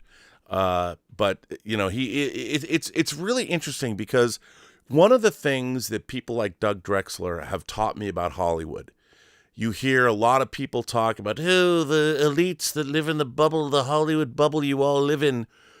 That has not been my experience. Most of the people that I've met that live in Hollywood came from other places. I mean, as you know, Doug Drexler's story, like, he started sculpting pieces not like because he was being paid. He started recreating John Chambers' makeup because of Cinemagic magazine. You know, he was not somebody that, he was a fanboy that made good. And a lot of people don't understand that that's my experience with Hollywood. Most of the people I know move here from other places with a dream. We are people that, and we're carried, as Spock would say, with the currents and eddies of the people we meet along the way, the opportunities we get, the opportunities we make for ourselves, the random phone calls we make. But what it comes down to is the work. You do the work. Doug Drexler was making, he was making makeup pieces on his own, and discovered, he told you tonight, he didn't even know he was adept at doing makeup. And it was something he found, something he discovered. And that has been my experience in I moved here in 1988, so I've been here for 37 years. And you go into film school, and while you can criticize, look, have I had great commercial success? No. But I would say I've had as a fanboy and as somebody that loved material, while I haven't actually been able to work on an actual Star Trek show, from going to be a paid Star Trek consultant at Viacom to working on the Star Trek Experience, which led me to being on the set of Soldiers of the Empire and watching LeVar Burton direct that Deep Space Nine episode, and seeing my boss Dave DeVos direct Vaughn Armstrong, who went on to become both a Klingon in Heart. Well, he was the Klingon in Heart of Glory. Pardon me. We did that much later than that. But Vaughn Armstrong became a main character in Enterprise. I mean, I've had a blessed life, directing a movie, writing a movie that William Shatner starred in. And I think that Doug is the prototype. Doug is the, if there's an example of a fan made good, and I've been fortunate to know them, Doug Drexler, Mike and Denise Akuda, Garfield and Judith Reeves Stevens, have been inspirations to me through their work. They've been friends, and it's great to be able to support what they're doing now. All of you, if you would go and support Doug Drexler's documentary, Trek Star, as you know, he's got a great life. I mean, in terms of it, here's the thing. Yeah, Doug Drexler did not descend into drugs or horrible and have a dark period. It was all good. It was all good because Star Trek inspired him, and he kept working. And in a way, what a great documentary about a man who started out as a child whose parents threw away his comic books and didn't want him to watch Star Trek, to somebody who won an Academy Award, 2 Emmys, went from working on Star Trek to then going on to work on Battlestar Galactica. And then, Terry Matalas taps him to work on Picard Season 3. And to me, Doug Drexler has always been an incredible inspiration. And like I said, when I was married back in the late 90s, actually in 2000, Doug Drexler and his wife at the time, Dorothy, came to my it was an Eyes Wide Shut party when everyone was masked and I did take off my clothes, but there was no illicit sex. Just kidding. There really wasn't. But Doug was there. And so I'm a huge fan of Doug Drexler, as you might know. Thank you for watching me geek out live on camera. And I want to thank everybody that supports this channel through super chats and tips. I want to thank my moderating staff. I want to thank Darth Plato and everybody that participates. And we'll see Doug again. And I would implore all of you, I think it's going to be a great documentary. And as you can see, one of the things about this Kickstarter campaign that I find great is Doug has made a lot of different videos supporting this campaign. They're all worth watching. And Russell, who made his NX-01, it's amazing, incredible. And I want to thank all of you for watching. I'll be back on the John Campea show tomorrow. And let me just check in and see. Captain Robert April has been a member for 39 months. And I didn't see that, but thanks, Captain. And I think I caught everybody else's super chats, and thank you for that. And on that note, remember, as you just witnessed, every person you meet has a story to tell that you have yet to hear. And all you have to do is listen. And with that, I say to everyone, have a better night, live long and prosper, survive and succeed, only a fool fights in a burning house, etc., etc., etc. Star Trek is the greatest franchise of all time. And maybe it will be again. That's the beauty of it. Like those fucking glasses, right? Anyway, thanks for being here, everyone. And a special thanks to Doug Drexler.